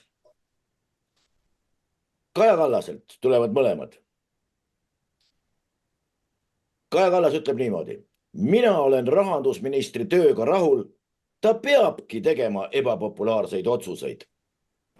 See tähendab, rahandusministri ülesanne on teha ebapopulaarseid otsuseid, sõltumata, mis nad kaasa toovad või mida nad kaasa ei too, kelle huvides või kelle huvides mitte nad on. Kui sellise tarkusega meil riiki valitsetakse, siis on midagi halvasti ja Võrklaev ise ütleb niimoodi, Euroopa Liit ootab meiesuguselt riigilt korras rahandust. Mis see tähendab? Kõikidelt teistelt, mida siis või mismoodi sellelt on. Ja Kaja Kallas ütleb lõpetuseks, võt siin on bolševiku selline lähenemine minu meelest täiesti ilmne. Maksustada tuleb neid, kellelt on mida võtta. Minu poolt tuleks selline üleskutse ja noh, riigitruuduse supernäide, tänaseks võib-olla kõik. Aitäh. Mihkel.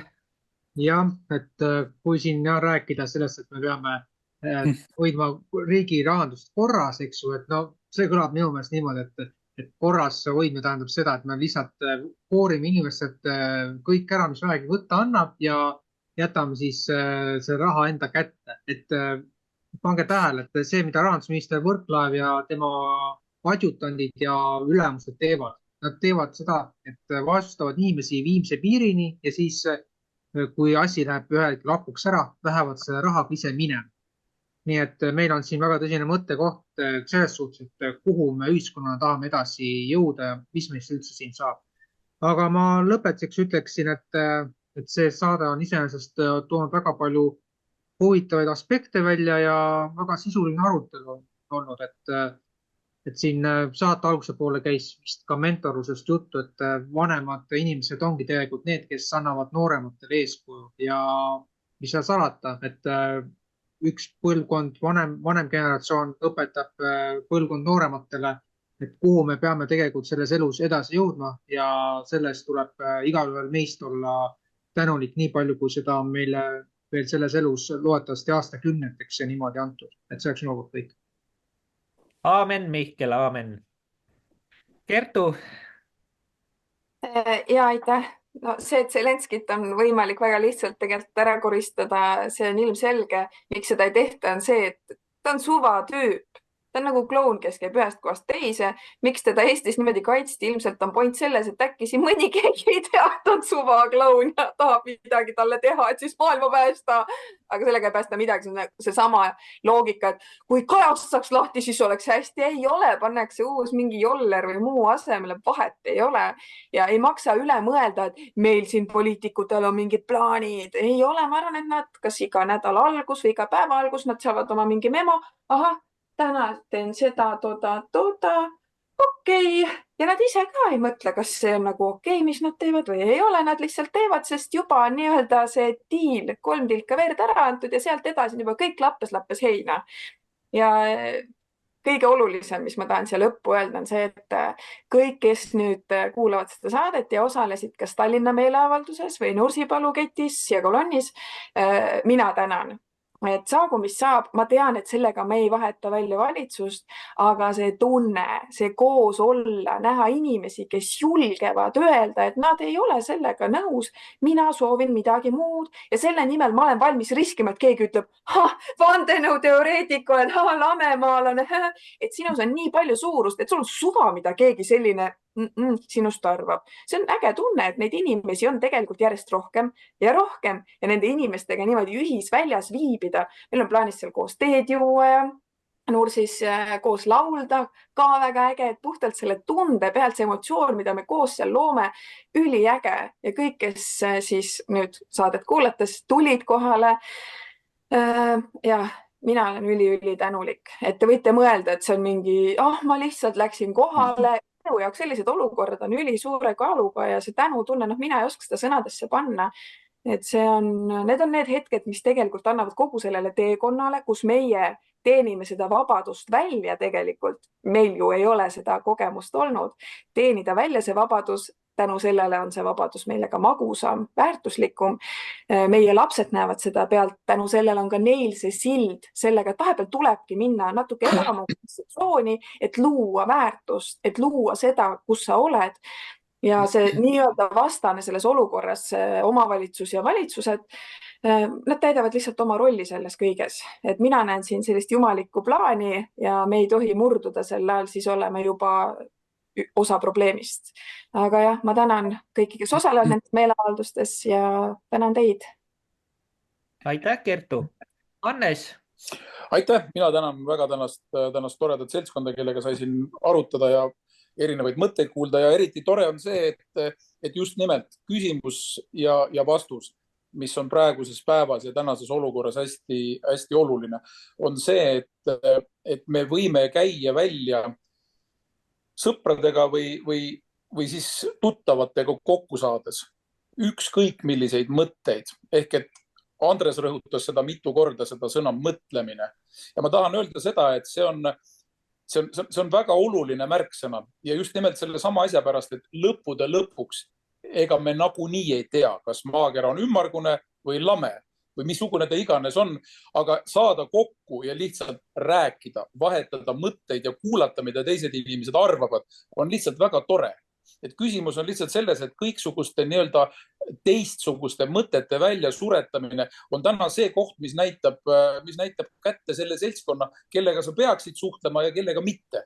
Ehk et kui keegi ütleb, et sellel teemal ma ei aruta või sellel teemal ma ei räägi ja see asi on ju täiesti selge ja nii edasi, eks. Et kui ühed inimesed ütlevad, et Jumalat ei ole olemas sellepärast, et ma ei ole teda näinud, aga nad usuvad, et nad on näinud fotosid sellest, et inimene on astunud kuu peale, eks ju. Et kui piisab siis järelikult lihtsalt ühest mehe fotost ja öelda, et see ongi Jumal, siis võivad hakata väga paljud uskuma või. Et mis tähendab seda, et pika jutu kokkuvõtteks tahan öelda aitäh kõigile ja nautigem lihtsalt mõtlemist. Ka rumalad mõtted on mõtlemiseks väga head. Aitäh.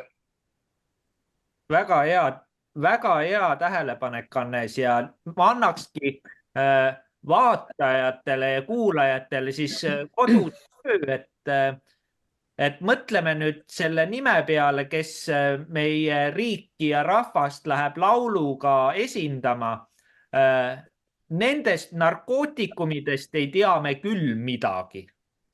Et kõik saavad nüüd mõelda selle üle kodus. Aga võtame siis saate kenasti kokku. eestieest.com ootab sisuloojaid. kontakt@eestieest.com. MTÜ Konservatiivne Eesti ootab kõnesid toetustelefonile 9000-999. Kõne hinnaks 10 eurot võitluseks e-valimiste vastu. Veebiraadio tegevus saab toetada rahalise panusega Konservatiivne mõtiskleja OÜ kontole EE 9277 00 77 100 683 5650 selgitusega annetus. Aitäh, kallid sõbrad, et meid kuulasite. Järgmine kord taas teiega, siis juba uute teemadega. Saade kuulatav Kagu- ja Nõmme raadios ning YouTube'i kanalis Konservatiivne mõtiskleja. Kindlasti külastage ka meie Patreoni fännilehte patreon.com/veebiraadio. Kõike head ja nägemist! Nägemist! Nägemist!